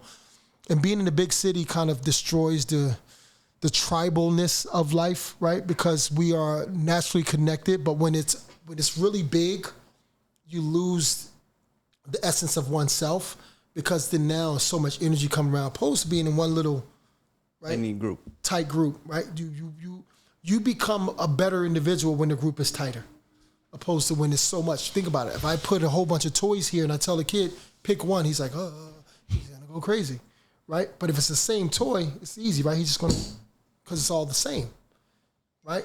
Less effort, right? Choice quick, right? Think long, you think wrong, right? So it's kind of like that kind of concept of life where if it's too much, right? It's this, and then, for the Big 3, it was just enough, right? It was 8 teams, 2 captains per team, 3 guys in total plus 21. Like, it was just boom. And it was condensed of talent, right? Guys who cared. Now it's whatever it is. I don't know what it is now, but when for the first 3-4 years, it was competitive. And it was a lot of guys saying, like, I could still play, right? Maybe not at the NBA level, but just I know how to play this game, and I want people to see, the way we think. Because when you're 22 years old, and then when you play at 30, you're totally different. You're not as athletic, unless you're LeBron James. Or, you're not as fast. You know what I'm saying? And then when you get 38, now you're not as fast as you were when you were 30. So when it's more of a thinking game. And that's, LeBron, the reason why he's so good is because he was like this at 18, thinking wise. Basketball, 90% is your up top. This is what it's like when you work out. Like, you can work out all you want. If you're eating shitty, it's going to show. So it's 80% of how you look is what you eat. The other 20% is the gym. It's how it works in life, right? So, yeah. Do you think that the NBA has something against the Big Three since you play for both organizations? Because Ice Cube he keeps expressing they're like trying to stop him or some sort. What's your thoughts on that? Yeah, it's tough, right? Because the first year I saw the growth of it, and at the time, my guy, his name is Romy, a businessman. He's a minority owner in DC United, Swansea City. He has different teams, does really well for himself, real estate guy, lives in Florida, one of my close friends. We wanted to buy my team Power. And at that time, the first year, the guy Jeff was like, no, this, that, blah, blah, blah. And it was a little weird to me, right? Because then now you're selling teams. But at that time, I think the NBA went to them. I don't know. Allegedly, they went to him, and then they didn't have a good meeting with Jeff and them. So, I don't know. I don't know how the conversation went, but if the NBA would have adopted it, I think it would have been even better. But, listen, these bumps and bruises, and, it's just what it is. But the NBA did like him at one point in time. They should like him. It's all their players are over there. Yep. So your physical didn't go as well when you were getting your last contract for the NBA, but then you did go overseas to Greece, no? For a year? No. What the hell? No. I didn't play. I never played overseas. Real quick, what? Who is better, the Big Internet. Three or the people playing in the Olympics 3-on-3? It's a different style. It's a different style. The Big Three, there's stoppage. The Olympics, it's fast paced, one, but it also two it's just, it's weird, man, because I don't want to say the Olympics one is like better or worse, or Big Three is better or worse. It's just that if you have DeMarcus Cousins, right, and then you have, or Dwight Howard, and you have, right, some big time big, you're not stopping that, right? But then they'll say, well, our bigs are stretching you out the 3-point line, right? You can't guard us. So it's like, what style do you play, and how the referee's going to officiate the game? It's talent in the Olympic Three, and then it's talent in the Big Three. Well, it was. I don't know about now. Now it's, to me, trash. It's trash now. So, But Big Three hasn't been itself for me in a long time. So, but again, it's people who know how to play and can play different styles, and then there's just basketball players, right? Like, it's just one speed. How do you feel about the NBA kind of taking on that? What's that thing that they're doing with the 3-point line? Is it? I don't know. They always talk about it. They do it in baseball all the time. You know what I'm talking about? Like extending the line, or no, not extending the line. 4 point. Not that. No, not that. I don't know. Analytics? What the hell Yeah, the analytics. Oh, the analytics. Do you like that in Layups and basketball? 3-pointers? No, it's stupid. Thank you. Yeah. It's stupid. Fucking hate that shit. It's stupid. It's super stupid, because now I'm gonna say this: give me the top 10 scorers in the NBA. Right? You can look them up right now. Top 10 scorers in the NBA. Look them up right now. And then give me the top 10, top 5 best players in the NBA right now. Now, I know it. I know what you're gonna say. They got an in-between game, Kobe right? Bryant, Michael In-between Jordan, game. Larry All Bird, of them got in-between Kevin game. Durant, I know Devin exactly Booker, what you're gonna say. Anthony Edwards. In-between game. These people but they're have never getting played rid the game. of it. What are they doing? These people have never played the game, can go kiss ass. They're stupid. It doesn't make any sense. They're so stupid. Doesn't even make sense. Steph Curry Makes shoots no threes. sense. Steph Curry shoots threes, but he shoots pull-up twos too. Yeah, I know. Do you know what I mean? Also, what's killing me, why is our power forwards now 6'8" and they shoot threes? Yeah. And that doesn't make any sense to me. Yep. I'm just like, a power forward is 6'11", 6'10". In a household, right? Right. There's mom, there's dad, hopefully both, right? And then there's kids. Okay. So dad gonna do everything mom do? What mom gonna do?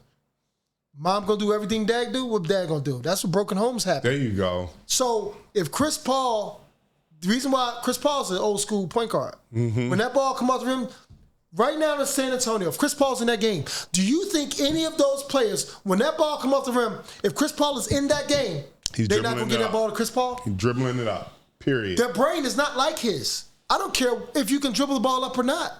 Yeah, I can get a 10-year-old to dribble the ball up, but can he think like that? Can he be able to set the tempo, control the game? No. So to me, it's like my 2 guard. You getting me 12 rebounds? No, that's usually what power forward does.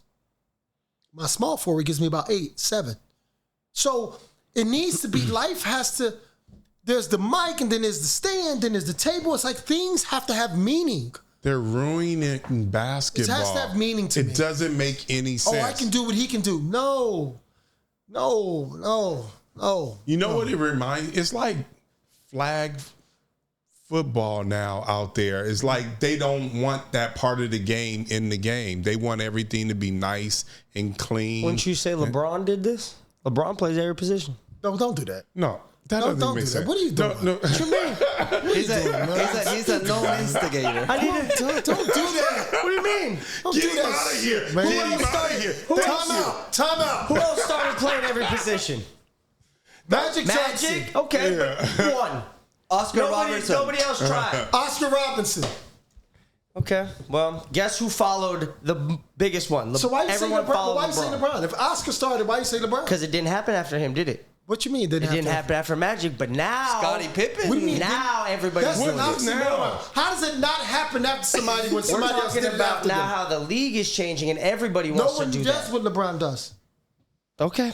We're talking about Tell me people who does want what to LeBron play. does. I'm not gonna saying they do it as well as I'm sitting LeBron. and waiting. You didn't. Now you open up Pandora's box. Tell me who does what LeBron James does. That's what I want to hear. Plays any position? Tell me who does. You keep repeating that. Don't tell me who does what LeBron James does. Thank you. That's all I want you to do.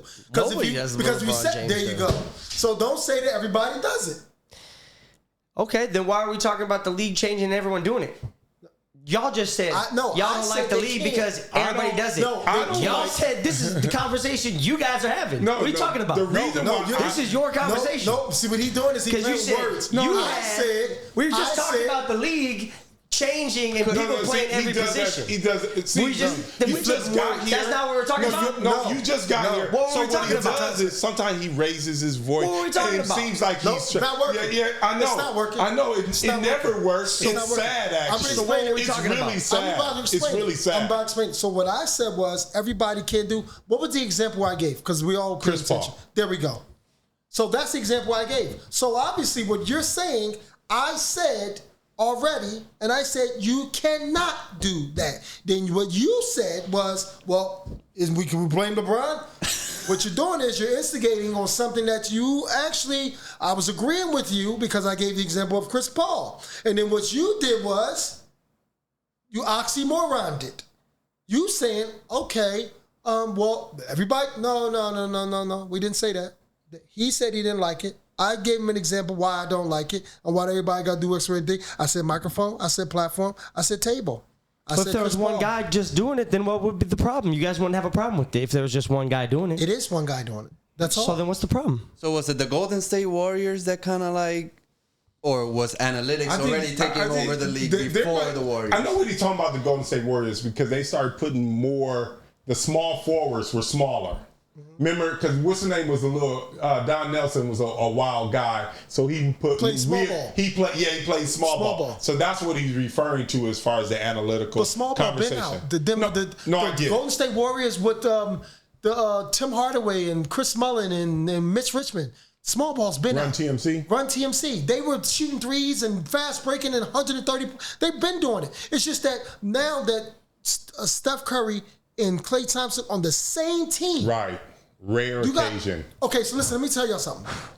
When I played, teams would shoot 17, maybe 15 to 17 threes. Shit's crazy now. Steph Curry himself shoots 10. Klay Thompson himself shoots, that's 20. It's not even counting everybody else on the team. So it's just a different way of how they play because just because that team can do it, every team can't do it. That's just not how it works. But they fall into that position that these stupid, geeky people, whoever's speaking it, thinks, well, threes are better than twos. Yes, of course, $1 million is better than $500,000. But if I keep collecting $500,000 and you get $1 million every 20 days, but I have $5,000 every day, compound interest, dummy. What are you talking about? I'm getting what's easier. What are we doing here? And that's what those people do, right? I know I'm interrupting you, but now you talking my language right now. When they go down, it's a 3-on-2, and somebody flares to the goddamn 3-point line. I lose my fucking mind. Yeah, I don't understand what's going on. Yeah, it's crazy. It's bananas to me. No, it's crazy. And also to go back what you're saying about the Golden State Warriors, and that's when Charles Barkley was like, no team has ever won without a low post presence, ever. Right. And Golden State was the first team to actually do it. And now all these other teams seem to think that that's the way to go, and it's ridiculous. But also, too, is you got to think about how Golden State's played, right? Bogut was a presence, right? Maybe not dominating scoring-wise, but passing the ball. He was a utility player, right, for sure. But he was passing the ball. He was one of the best big passers. Draymond Green, passing the ball from the mid-post, right? So you didn't have to score. If I have the ball in the post, and these guys are coming off me, and I give it to you, and you shoot a 2 or a layup, it's like me scoring.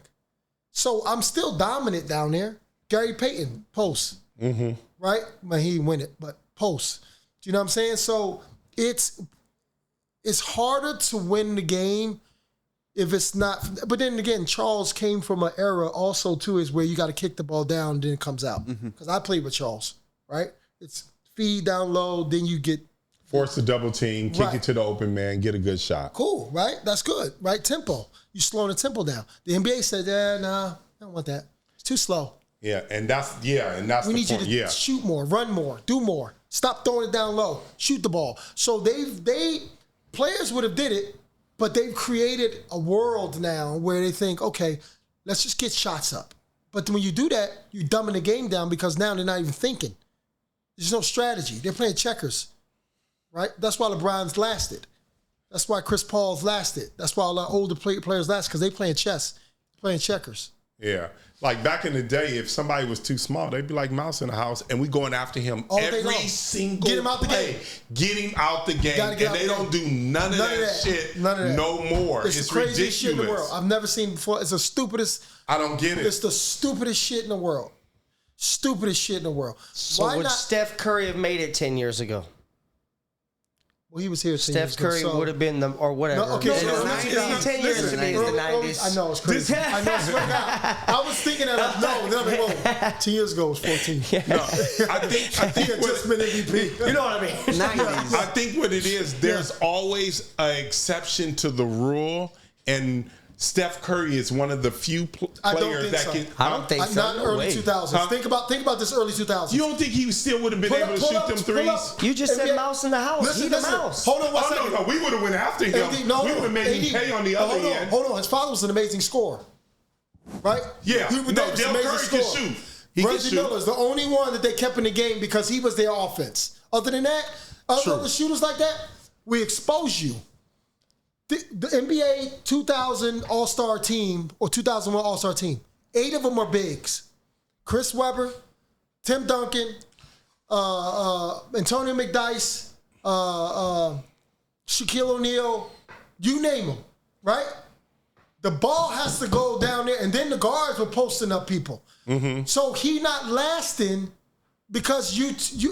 Well, we would definitely go after him. I absolutely, but 100%. At that time, he wasn't lasting. No, I get. Yeah, no, he was. That's what he was asking. Okay. At that That's time, all. He wasn't lasting. I thought he meant from a perspective, will he have still succeeded the way he plays? No. You saying we would have went after him and forced? Because back then the ball had to go down low. You couldn't shoot 10 threes. I absolutely. Right? That's true. So he can shoot a 3, miss it. They give it back to him. He shoot it, miss it, get back to him, hit it again. That's 3 possessions on one time. The coach's like, whoa. You don't get that thing to Shaq. Tim Duncan, McDyess, Charles. So you didn't have the chance to show your rhythm. So it was harder back then to do it. And we're picking on you when you go down the other end. You don't get picked on. So you can't be in the game back then. Who was pulling up from the logo? No one. Nobody. Yeah. No, well, maybe Reggie Miller. no, he was more close. Reggie was more close in. He was on us. But you know who was pulling up from Corners. deep? Nick Van Exel and Mahmoud Raouf. Abdul Rauf is a goddamn monster. That was Steph Curry. Yeah. That was Steph Curry. I can't even say that. I'm telling you. Abdul Rauf is better than probably, skill-wise, better than probably most people who ever touched the basketball. Ever touched the basketball. Incredible. Period. Chris Jackson is out of this world. Incredible. Amazing. That Tourette's helped him. Yeah, and that's why I was going to ask you, do you feel like Tourette's did help him? Bro, he tied his shoes 1,000 times before it was perfect. So imagine if he was doing on a basketball court. Bing, bing, bing, bing. Make it. Nope, wasn't a swish. That wasn't clean enough. Bing, bing, bing. He might do that 1,000 times. I never forget when he gave Jordan and them 53. Easy. And Jordan left the game and said, I was the baddest dude I ever seen. Yeah, listen. You come on this pick and roll. You get me down low, I'm going to get you in this pick and rolls. You ain't going to be able to touch me. Yeah. That's just how it was. So would you say by 2028 Olympics, the United States team will have trouble winning gold? Because, like, all the veteran players by that point, you Calm down. You know, No, this is a good question. That's a great question. This year, it was tight. The If World we Cup. were to ever get to that point, we would start sending our best players. Okay, so think about All this. the best players don't go. But your best players just played. Damn, what happened? I know, but I'm saying, if he don't hit 3 threes in a row against France or Serbia, where when Joker was in the game, USA was not winning. That's the point. Please tell us about how good Joker is. I'm not a fan. I'm not a fan. He hates I'm you. not. Unbelievable. But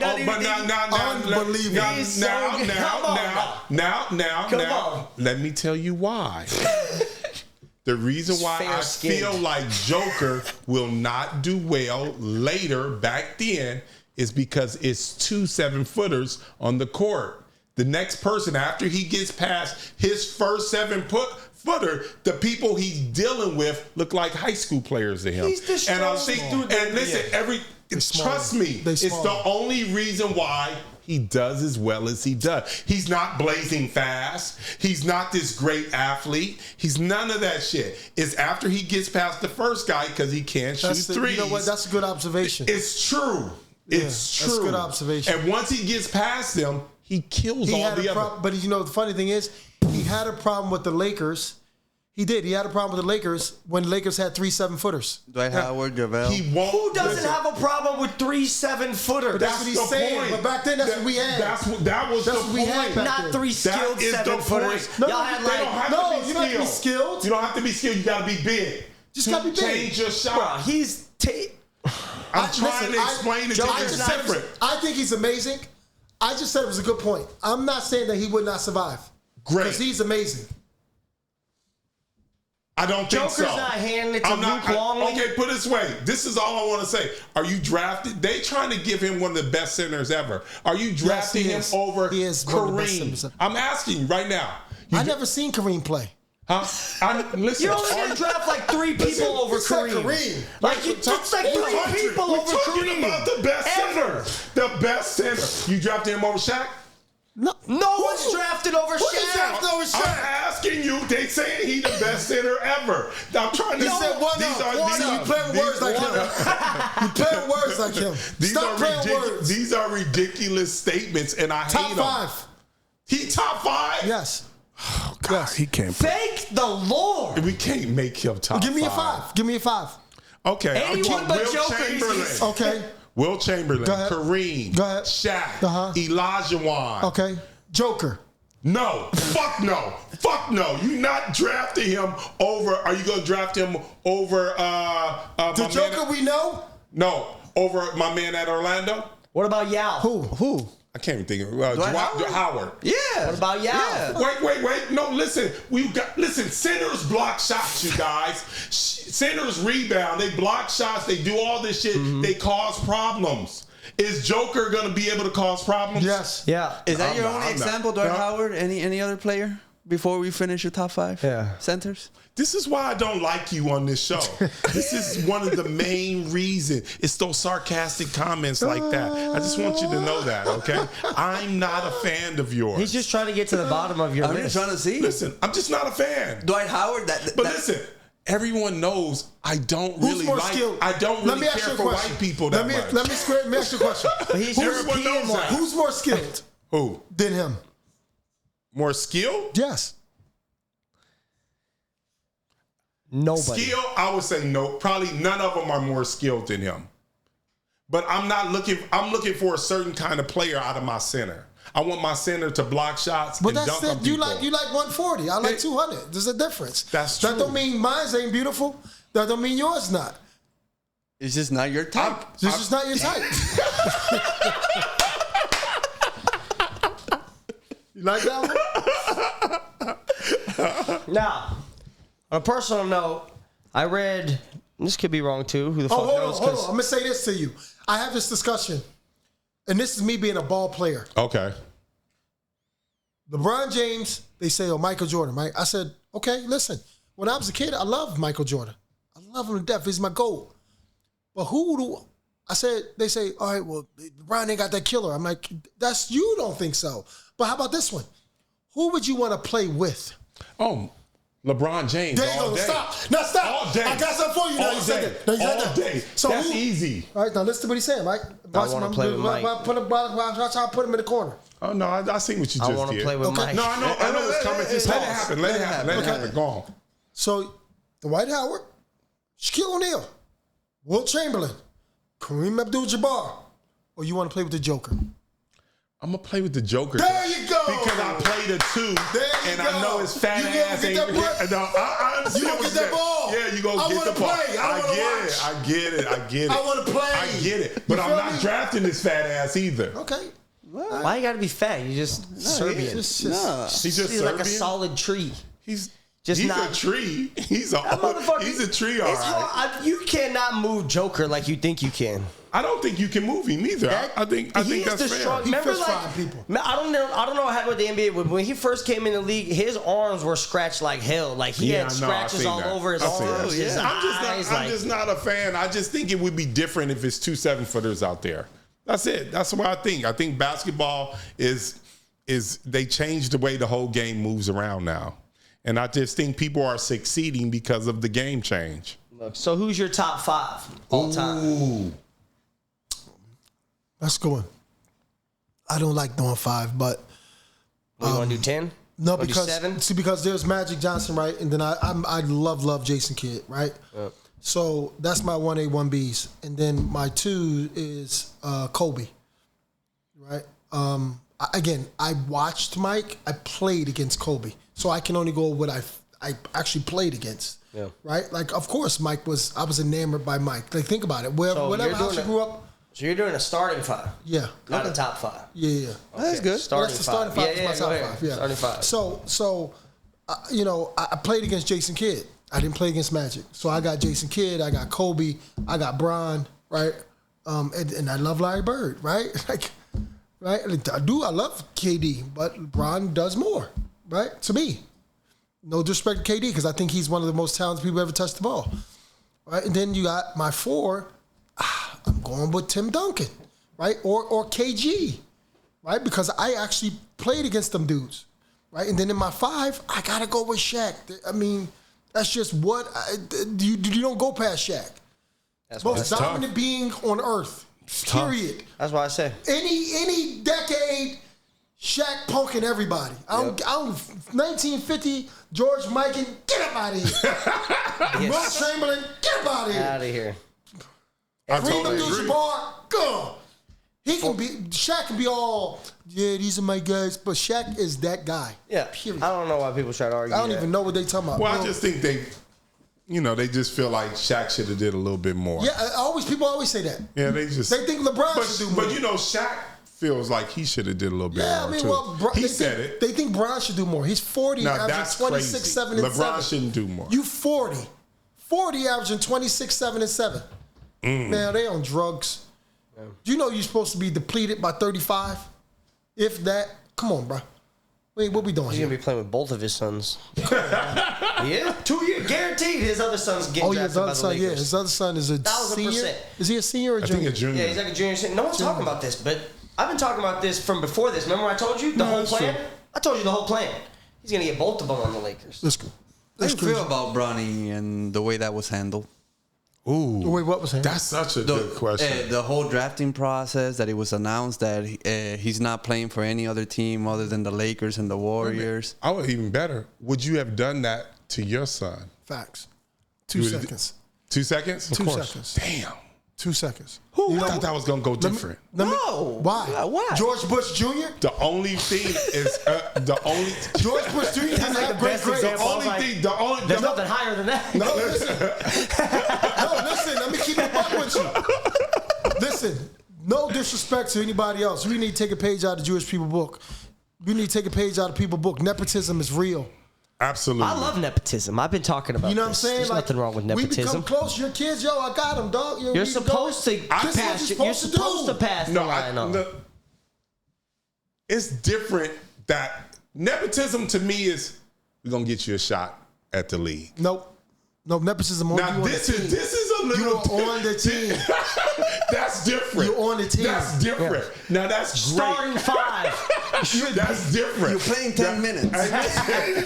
That's different. We don't know if We're we're gonna gonna get play you a 10 minutes. shot. It's nepotism.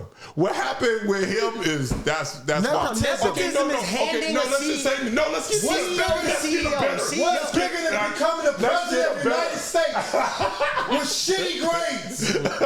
Hey, What are we doing? Hey, listen. Now Smoking this is the joints point. in the Air Force. What's bigger than that? Okay, no. Fuck nepotism. Should he be there? Yes. He should be there. Why not? Yeah, definitely. Just based off what his Not dad why did not. alone, absolutely. Not why Absolutely. not. Not why not. You think that he should have made the league? What do you mean? Averaging 6 Listen, points a game for 8 It years? wasn't isn't- 6. It was is it- 4. Get it right. For where? At SC. You think? I mean, He had a heart attack, AD. yeah. But that's even more of a reason not to draft him. Have some sympathy, stop man. More reason to draft I him. just, Let me tell you this man played and he got children. I want to know. My trainer, who's a trainer, he's been training for 30 years. He's with the Clippers, Jason Powell, right? Shout out to Jay. He said, he's like, I was in Hawaii with him last week with the Clippers for training camp. And he said, yo, you know what's crazy? He said, doctors now, he said, that heart situation you had, you'd have been still playing. So it's advanced. So him having that, okay, we're going to fix that. Boop, boop. All right, go back out there and play. Ronnie Terrell had open heart surgery. Ronnie Terrell played with the Lakers, played with Miami. Jeff Green? Like people have it now. Maybe. It's like, boom, boom, I boom. know. Hopefully, I feel like it's still got to be fucking with him a little, though. You know what I mean? Anytime you had a heart thing, you know what I mean? Like, how did you went through a heart thing, so. Yeah, well, mine it was asymptomatic, right? I mean, like you don't have symptoms. Yeah. And then mine was misdiagnosis too. So Damn. yeah. So I lost money. I lost, a chance to, 11 years in the fucking pros. sucks. You lost chance to you got to think about it, right? I could have played with Dallas to win the championship. I could have played with different teams to win it. And then now your status from being Cuttino Mobley, now you're Cuttino Mobley with a championship. Seeing more points, more rebounds, more this, more that. So it was, it's part of me is like, it was stolen from me, but I'm happy that I'm in a fraternity, period. You know what I mean? Now in life, right? I have amazing kids. I got good friends. You write that fucking doctor hate mail? Yeah, Motherfucker. at one point in time, I wanted to smack the shit out the doctor. Yeah. So Gilbert Arenas was saying that he prefers being like the money than the rings. If they would have give you an option that you earn half of what you earn, but you get rings, would you choose that option, or would you stick to where you're at right now? Well, that's Gilbert's. That's Gilbert's take, and I can't say that he's wrong, but also too is a lot of people know Derek Fisher, a lot of people know Robert Horry, A lot of championships. a lot of people know Steve Kerr, a lot of people know John. You know what I mean? Like it's just a lot of championships, right? And it goes a long way, right? And then guess what? You can have $500 million and still blow it. All right, you got $500 million and blow it, and you ain't win shit. But you made $100 million and you got 5 championships. Who more valuable? What we doing here? More conferences that you can attend to? Just the audience, just the people, corporations, things. And if you're an extroverted person that's business savvy, that $100 million with those 5 championships turned into billions of dollars. You understand? Dan Marino, Dan Marino win the championship? Nope. No. I mean, like he does well in business. Like I'd rather your network is your net worth. So the more you know of high powered individuals, I don't care if I made 10. Who was it? What's his name?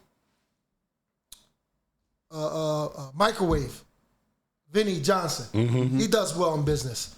Who owns the steel? That was Dave Bing. He ain't make a lot of money. Junior Bridgman. He billionaire. Yeah, I said, I think that's the guy. One of the richest dudes that used to play Junior in the NBA. Bridgman. And nobody ever heard of the dude, but he's billionaire. Like billions he from gave some Chauncey company. Billups 30 restaurants. Yeah. To start his stuff. It's not about what, like, listen, I'm telling him this. God's sin that's been happening to me lately, right? Him coming to my life, us doing certain things, blow up, boom, boom, boom, do all it, right? It's like, all right, you made this amount of money, all right, you spent this money, you burnt this money, you had the situation. Don't worry about that. Let's worry about focus from right now to what we can do better, right? So you can make all the money you want. You can be an asshole. You can blow your money. You can do X, Y, and Z, and you don't learn from it. Doesn't matter. If I got 5 rings, I did this, that, whatever, 3 rings, 2 rings, 1 ring, right? I can walk in buildings, my chest poked out, knowing that, okay, how you doing? Let's do this. Da, da, da, da. It's just different. It's just different. It's just more value in it, right? So what's his name? Sam Lazarian? Remember Sam Lazarian from SB?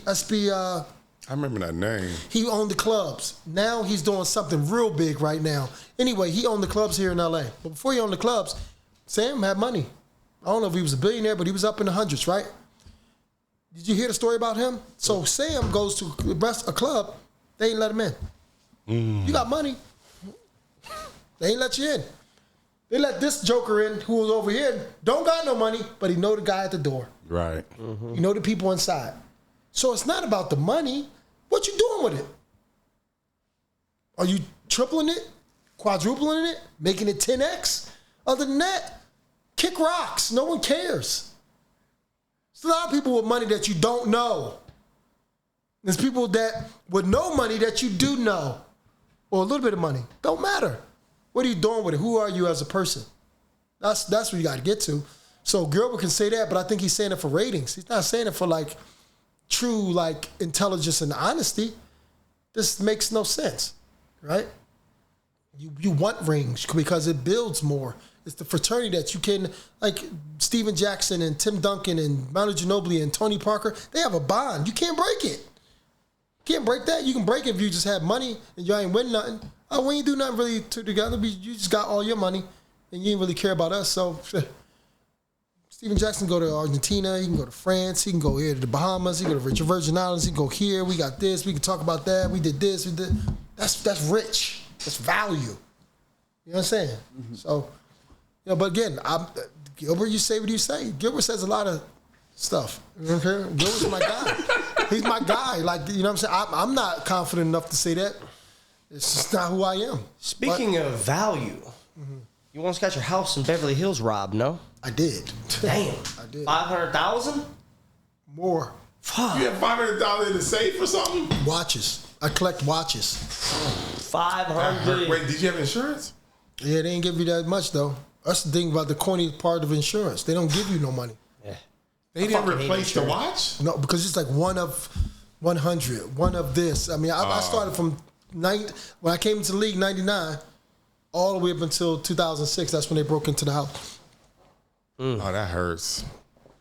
Yep. Did you get any of them back? They ain't find none. Nothing? I had a Frank Mueller, rose gold Frank Mueller, with my name in the bezel. And it said cat up here and it said cat down there. Somebody love cats wearing that right now. Some old cat lady bought that shit on. It's crazy. But again, it was at that time in LA where it wasn't malicious. It was an opportunity. Right? There was a bunch of like house robberies. Yeah, it was an opportunity at that time. Right? And at that time, houses were getting robbed. Wait, did you have an alarm? I just moved into the house, brand new house, 1600 Clearview, and I just moved into the house at that time. And it's funny because Justin Timberlake, security guards, me and Justin was close at the time, and his security guards, Mike and them, they when they broke into it, that's when I had to leave literally the next day. They broke into it on a Saturday night when I was out. And then Sunday, I came back home. My assistant was telling me everything. I was, wow, it's crazy. Plus, they went straight to my bedroom, in my closet, safe at $30,000 or $40,000 in the safe. And my big watch thing, it was about this big. It was a watch winder, kind of like, just put the watches on so it could wind. A whole bunch of watches. Everything was gone. Everything was gone. But so no inside so job? somebody knew you, and they did that. I think it's one of them big, thick ones, too. God damn. Guaranteed. You should have been skinny. That's the thing. Big girls got a lot of friends, man. Oh, God. I'm for every size, tiny, big. But the big girls tend to eat more when you take them out to dinner. She was probably hungry. She said, you know what? I can give you a couple burgers off of this one. This watch right here. Damn. Oh, man. That's all good. But again, I didn't. It was okay. I mean, this is a weird subject, but are the groupies different now? It seemed like the groupies. You asking me, dog? No, you were with me last night. No, that's true. Are we serious? No, but I'm just saying. But you still in the NBA. You played in the NBA forever. You see what's going on now. It seemed like these bitches is really educated on what's going on. They hip to the game. They know how much. I don't go out, so I don't know. I don't date. I don't talk to girls, which is ridiculous. Yeah, I don't do none of it. I stay away from all. He had some bad experiences. Yeah, really bad. Makes sense. Really bad. No, so that makes no sense. Try, and try again. He said that I'm fighting for my life and my kids. Yeah. Luckily, I won custody. Hey, see, this is the thing about AD. He ain't got no kids. No. Oh, gosh. You know what I mean? So he don't know. I said that to him yesterday. He don't know the burden I said that to him yesterday. of children or what it's like. I got kids. I cannot do that. What is the matter with you? In that life of kids. He's like, he hits me at, I don't know what time he hit me. He hit like 7 something. He's, yo, we still going out. So my son in the car early. We just came from shooting. He's, yo, dog, come on, Logan, let's go, baby. And my son was like, go ahead, Dad, go ahead out. So I'm like, all right, cool. So then the AD hit me like 7 something, like, yo, we still on? So I'm sitting there myself like, oh, God damn it. No, I sensed it. I was like, let me check. Yeah. Let me check the temperature. I was like, I ain't heard from him in a couple hours. So now, listen, my corny ass, it's 8 o'clock.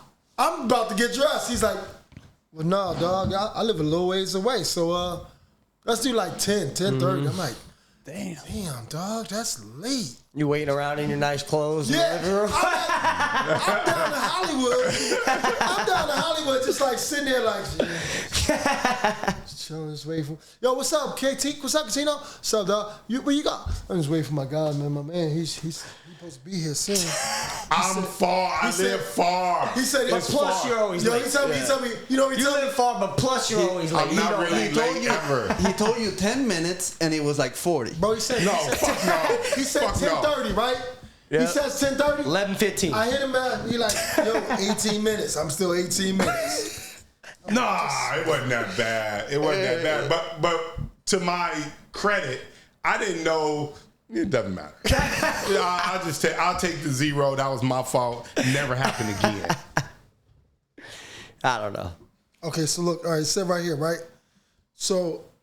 He's pulling up the text. So look, it said right here. Damn. Can I have a glass of water? Hold on. So it's 10:04. I hit it. He's like, yo, 18 minutes. You there? I'm pulling up, he says. Yeah, to his driveway. I said, you killing me, dog. I said, you killing me. He said, laugh out loud. My bad, dog. I live far. I live far. Everybody know where I live. It's far. Oh. Yo, everybody in LA lives far. You can't have a traffic excuse in LA. Far excuse. You know, you got to leave early. This is my last question. Do NBA players embellish their height? Ooh. Like if they're... We just had a video go viral about that. If it's like, let's say, Trae Young says he's 6'3". Is he 6'3"? No. Yeah, there's no way he's 6'3". Jalen Brunson says he's 6'3", he's 6'3". him? What does he say he is? I think Jalen Brunson says he's 6'3". He doesn't say it. They say it. Yeah. The whole point is that KD was standing against a bunch of 7-footers and they were smaller He was than tall. him. Yeah, he was taller than him. KD's 7 feet. 6'2" is Easy. Jalen Brunson. Yeah, he's about 6'2", 6'3". But he's 7 feet. KD said he don't like being 7 feet. He said he was 6'10" or something, 6'11". No. He said everybody else lying about that. He's 6'12". Come on. He's 7 feet tall. It's okay to be 7 feet tall. I don't even know why you don't want to be that. That's the I swear to God, I don't understand. I literally don't understand that. You know what I'm saying? Like I don't know why. Maybe somebody one time was like, "God damn!" Yeah. And then he's like, "Oh shit!" He got like a giant complex. I have no clue. But yeah, guys embellish. I mean, anybody like people do it. When you were a kid and you was 12, like right, you meet pretty girls like, yeah, I'm 14. Like you just do it. It's just like normal to do, right? So, but I mean, listen, you can't lie when you're on that court. Well, you better be Allen Iverson. One of the two. So, what you got going on now? What do you want the people to know? What do you want them to check out? Where do you want them to go support you at? Well, right now I'm gonna start my YouTube channel soon, so I can start just giving my daily knowledge, weekly knowledge, I wish you would say, and then I'm starting a supplement company, it's gonna be fire. It's gonna be fun, man. I'm really into working out, and not just the body, the mind, and if I can be able to help other individuals, whatever I take. You know what I'm saying, to how I work out, to my daily regimen, I think it will help other people, right? I'm 50 years old. I still play ball at a high level. And life is good, man. I just, I try my best to stay away from all the negative, right? And like I said before, earlier on in our interview, like I want to be more solution-based and help people become that, opposed to being a problem in life. But, I'm really heavy on the health and wellness kind of thing. And the supplement that I'm really excited about for myself. And then for people to be able to take it, test it, and see, how their life changes within some time. What do you think about, before we, get out of here? I know these guys hate science and shit, but...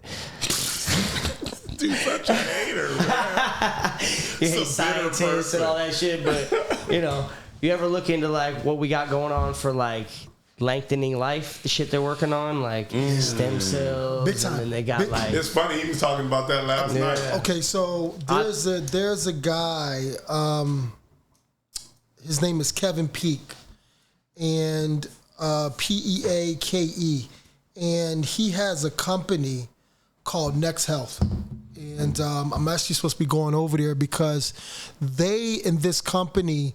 What they do is it's like you ever seen Minority Report? Yes. Yeah. Right? So it's kind of like that. Predicting the future? Yes. Crimes? Yes. So they predict what's inside your body, that like if it's a heart disease, if it's lung, whatever it is, and they stop it from happening. Right? They show you, take your blood, do all this thing, then they stop that from happening. So I'm thinking, okay, on top of that, with the supplements that we create, I think you have the ultimate. Are they doing that with stem cells? Yeah.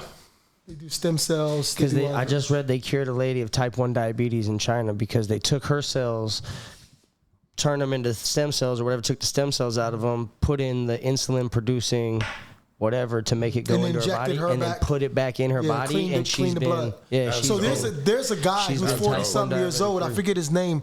So he took his son's blood, of ozone, or I forget what it's called. I think I know you're talking about this guy. He took his son's blood, injected himself with it, and then he becomes younger.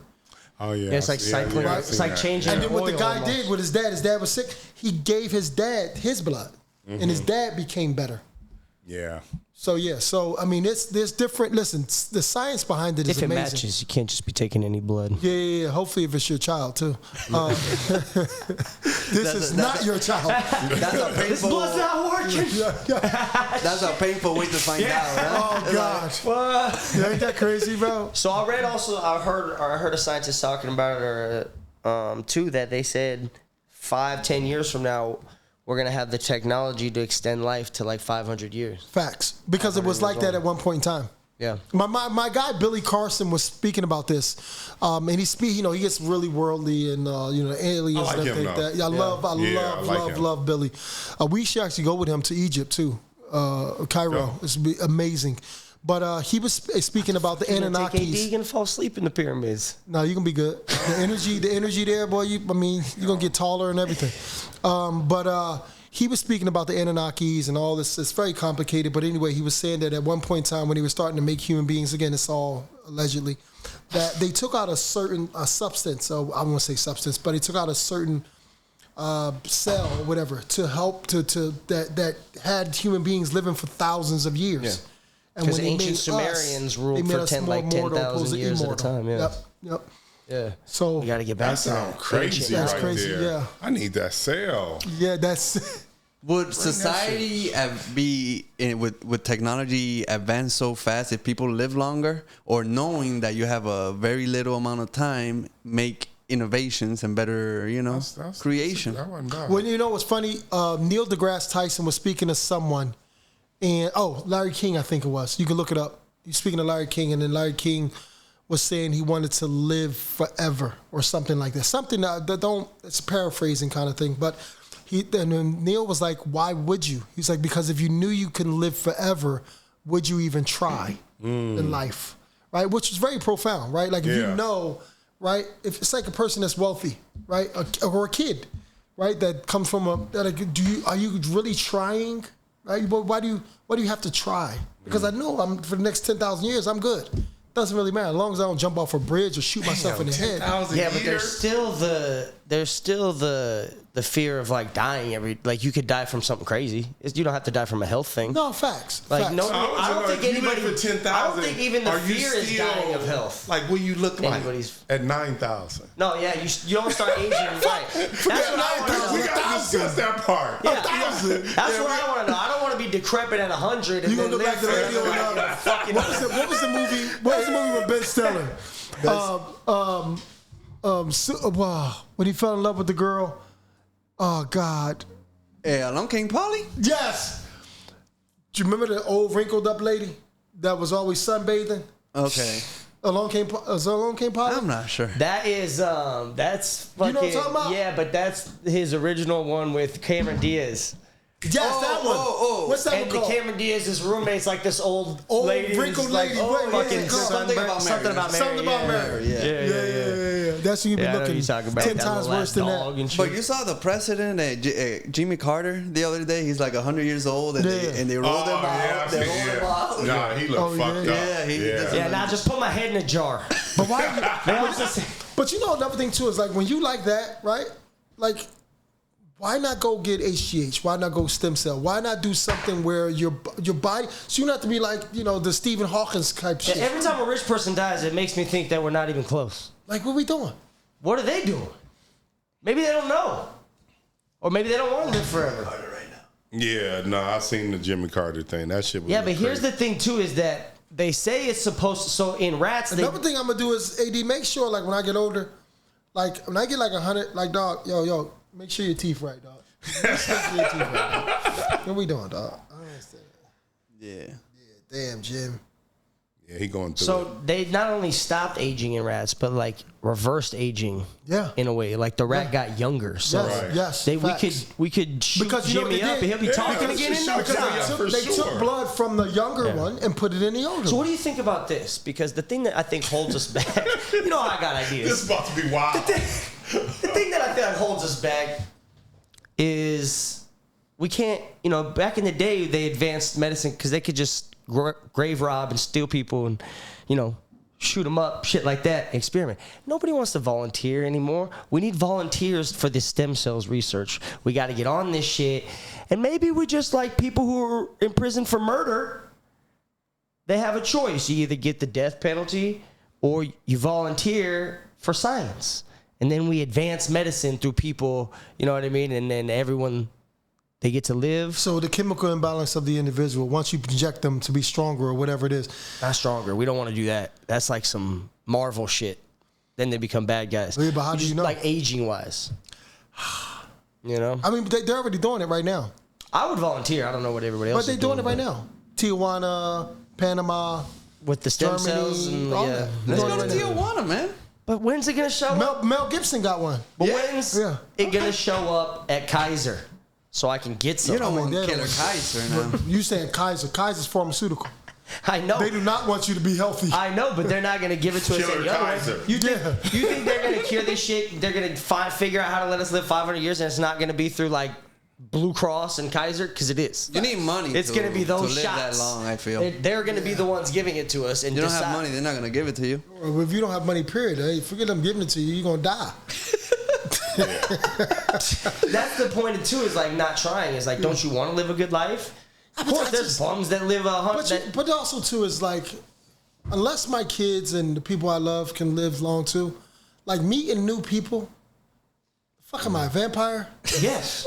Come on, dog. That's lonely. Are you curious? You can just leave an area after a while. Technology is going to improve. Give me the 200 and then I'm out of here. 200? Just give me the 200. I'm Okay. out of here. I can learn everything in 200.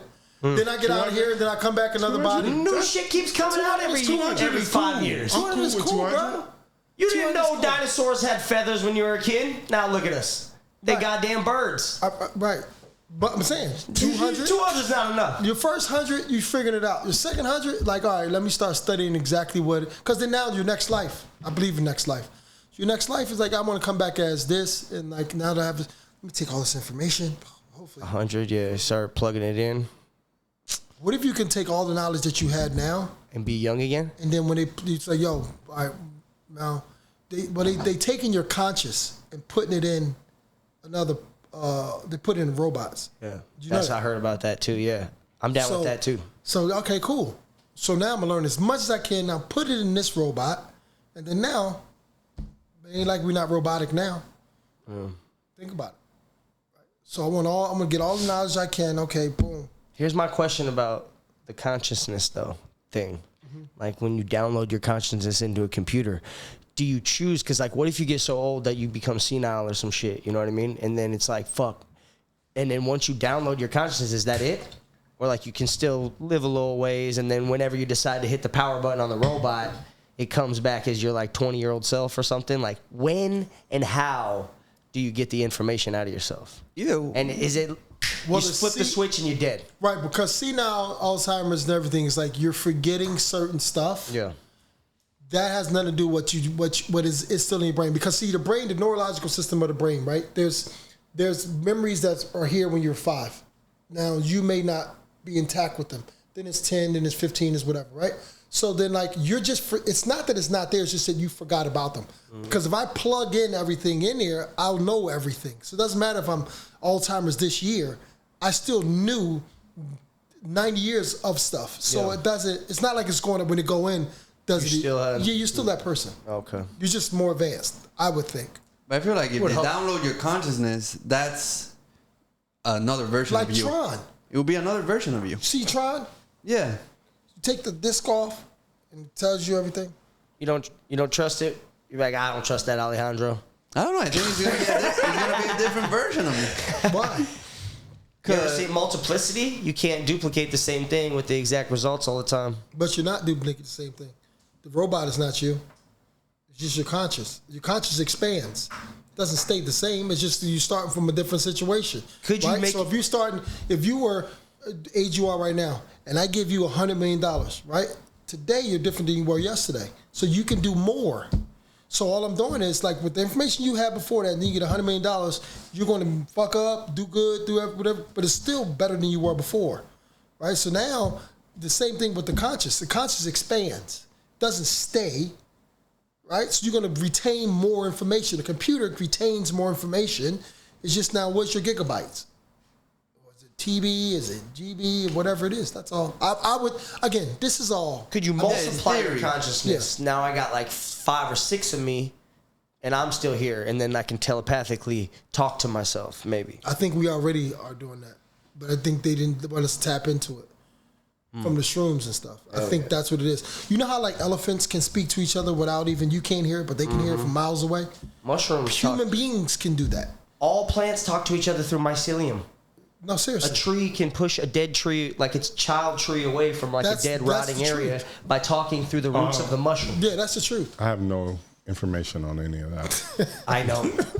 I know that. I can't No, get it's the involved. truth, though. It No, I seems believe it. weird, but it's the truth. No, I absolutely believe that. That's what I mean by plants are just raising us. It's mainly mushrooms. Mushrooms were here long before any other living organism. And when something dies, what pops up after eating it? Mushrooms always pop up if something's dead in the area. They were there before us. You're They'll blowing be here, his mind right they'll now. be here long after us. No. And if you were able If it comes from him, if you were able to tap into that ancient mushroom and go back into your third eye and use the mycelium to your advantage, you'd be in a lot better place, AD, but you're afraid of drugs. I am afraid of drugs. I don't do drugs. He should be. You should be afraid of drugs. I don't do drugs. Not mushrooms, though. You shouldn't be afraid of them. You should embrace them. Have you done mushrooms? I did those. How was that for you? It was cool. It was cool? Yeah. You seem too analytical to go through that. No, because I'm like the same way. Because like once you start feeling like you're out of control, you like, but it get me wasn't. out of here. Yeah, it was scary. Oh, it was scary. Yeah, it was scary. See, you said it was cool. Now it was scary. No, but it was a scary of the unknown. That's all. It's not a scary like Yeah, it's a good scary because We you know see you did drugs. Yeah, because you see so much that's actually not there in the physical world, right? So you're like looking at colors and you're looking at, oh my God, you're thinking of certain stuff that's out of this world and you're like, oh wow, right? But then you don't want to indulge in it big time. I have kids, so for me to really. Like if my daughter gets older, shaman all day long. Let's go. But I don't think it is to indulge in like that. It's not supposed to be like abused. You know what I mean? I think you can use shrooms to open your mind for sure at different occasions but see, in for your me, life what when I you think need of to. is It's not like, like you okay, need to. what if that happens and then like I have a good spirit.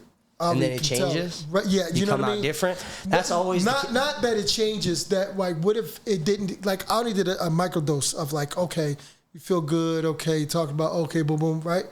What if you get to that point where you and it's just I'm just thinking, right? You where it's like you tap in some childhood trauma that you've blocked that you don't even think about anymore. That it's gone, and now you bring it back, and then now you just don't ever know. There's that, but there's also what if it breaks it? Heath Ledger got into the situation like that. You know that? Oh, for real? Uh-huh. That's why someone told me that playing that Joker character, he couldn't leave that character. Like he constantly, after he played it, he kept being Joker from that point on. But then he was filming another movie, and that movie was called What Life Ends or something like that with Brad Pitt and somebody else. And it's a very spiritual movie. Okay. In that movie, they cut it short. Well, he didn't finish that movie because he passed. Okay. Because he was on that whatever he was on. Yeah. Well, that's the thing. There is good and bads about it, but the guy who wrote or did that Netflix documentary about it, he had like a speech impediment when he was younger and all that, and he didn't know how much shrooms to take when he just ate the whole fucking bag. Oh shit. And he said he went up into this tree to like enjoy it, and all of a sudden it started kicking in, and at the same time his shrooms started kicking in, a giant fucking storm came.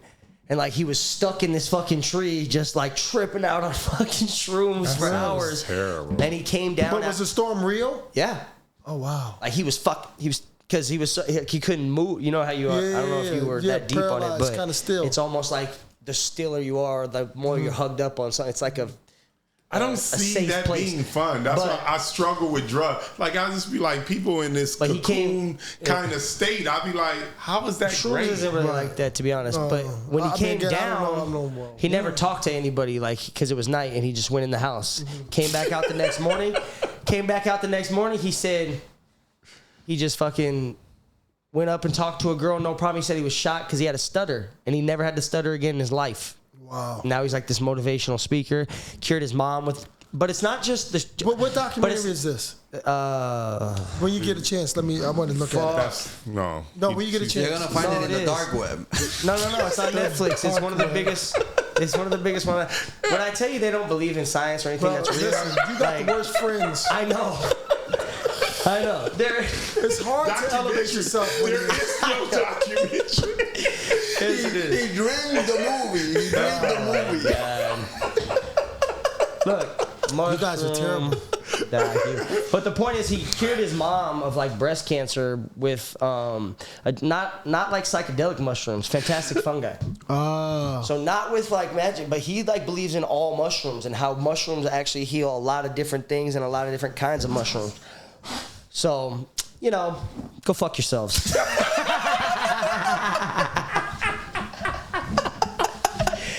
Hey, idiots. Oh, I had a question for you since we're here talking about evolution and shit you don't believe in. God, what? We gotta guess. Why are you always attacking me? He's a smart guy. Maybe he can help me. He's the smart guy. This guy's a genius. Yeah, so let me know. Did you know that? No, wait a minute. Post it to him. No, let me know. Did you know whales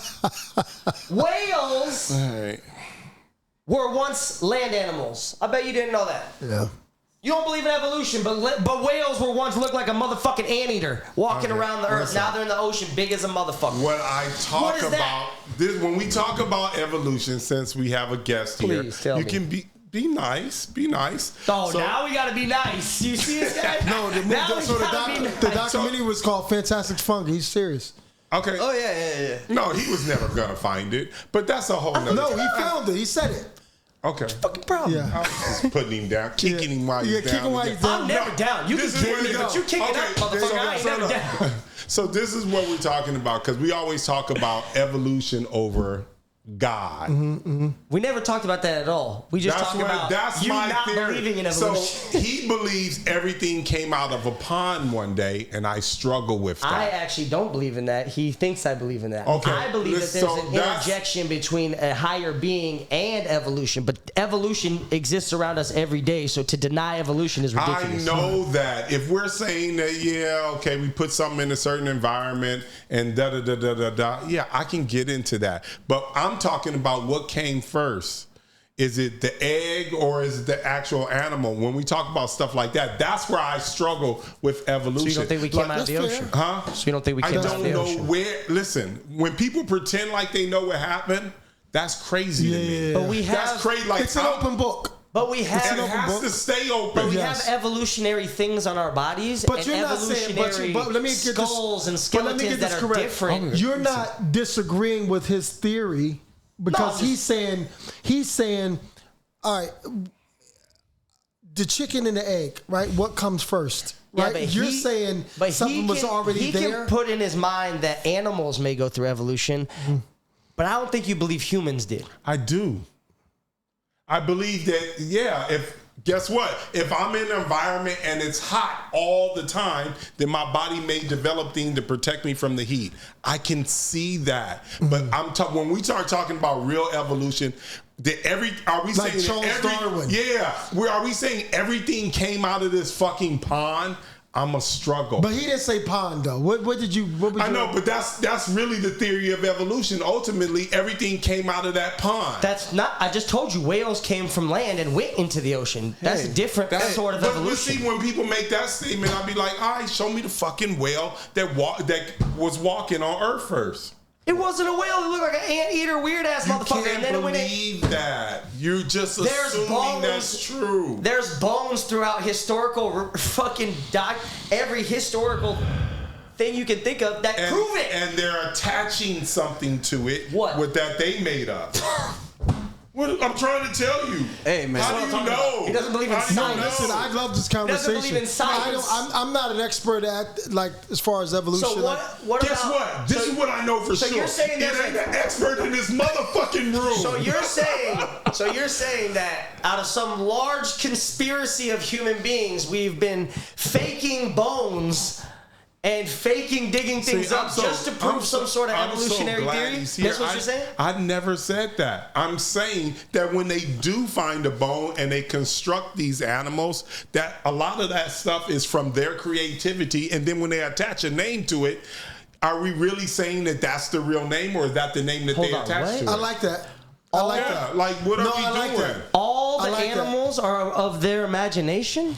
Let me tell you what he's basically saying. Because listen to this, all the Bible that you know of, okay? All the different things that we know of, the true things right now that we know of are underneath the Vatican, okay? So what he's saying is, like, for instance, America at one point in time, bells, everything they took it all away because of the frequency that makes human beings better. Ooh, I'm glad you brought that up. I just went by a building yesterday because I saw that shit online, and there was 14 bells on that motherfucker. Right.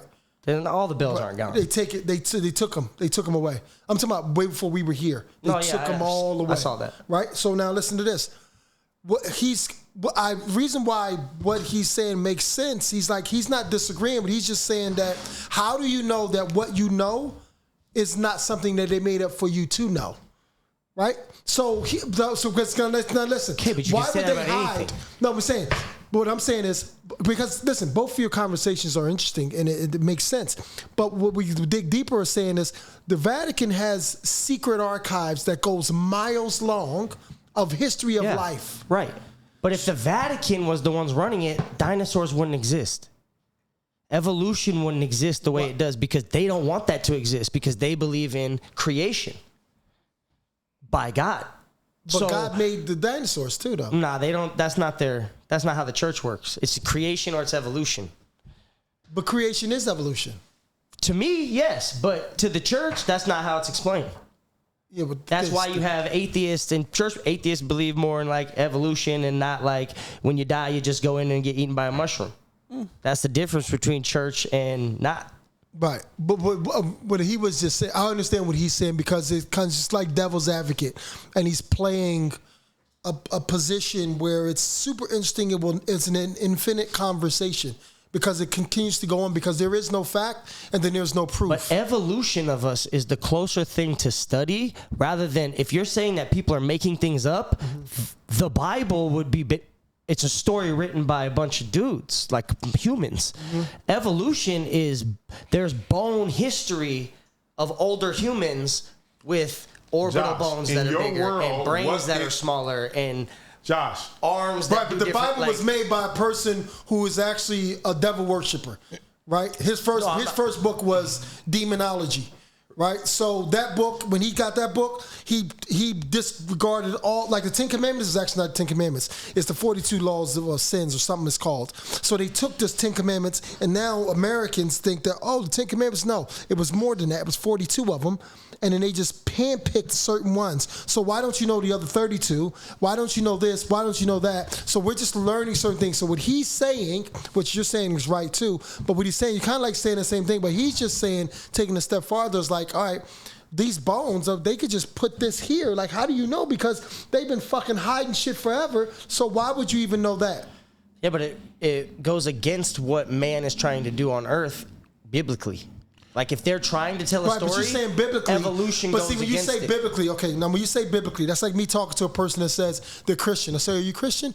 Okay, cool. Tell me what Jesus looked like. And then they show me what Jesus looked like. I can't have a conversation with you because your vision of Jesus makes no sense to me because that's not how he looked. So for me to have a conversation with you, it can't be intellectual. This is off your emotions. It's not even an intellectual conversation because the Jesus everybody sees is called Caesar Bardell, which is the Pope's son's people. Yeah. That you bring up the name we've Jesus. We've had that conversation. Last thing I want to talk about that we can get deep on if you want to. That conversation was whether or not, just to kind of give you the subject, whether or not Josh was my son. So here's whether or not, because he thinks, because everybody knows everyone. I don't argue with the theory of evolution of everyone coming out of Africa or the same place or have the same origin. That's an evolutionary theory. That is true. That's not a biblical theory. No, that's actually science, because everything comes from dominant genes can produce recessive genes, and recessive genes can't produce dominant genes. And the most powerful being on earth is a black woman because she has really science. That is science. Okay, yeah, that's the point. That's the evolution. Right. But the other point that I'm getting, what the fuck were we talking about?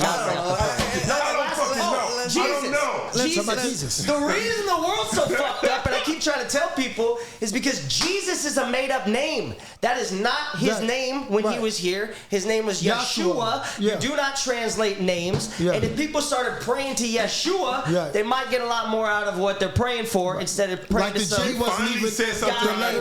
The letter J wasn't even in the alphabet. Even his name would even be further as like Yeshua Bethlehem or some shit. The way Hebrews used to have their name named after basically Joshua of Bethlehem. You got a smart guy over here, bro. What's the matter with you guys? Don't start that here. That blasphemy. Don't start that blasphemy here. Because they don't get it. Suppressing your energy. Don't start that blasphemy. You cannot say that. Can we do a podcast? I mean, it's Just me and you talking shit like fucking these. It's a little more like damn. He don't feel like thinking. As soon as we start talking into his phone, you saw him. No, but you see, he's like, fuck this shit. We almost got through the day. I know.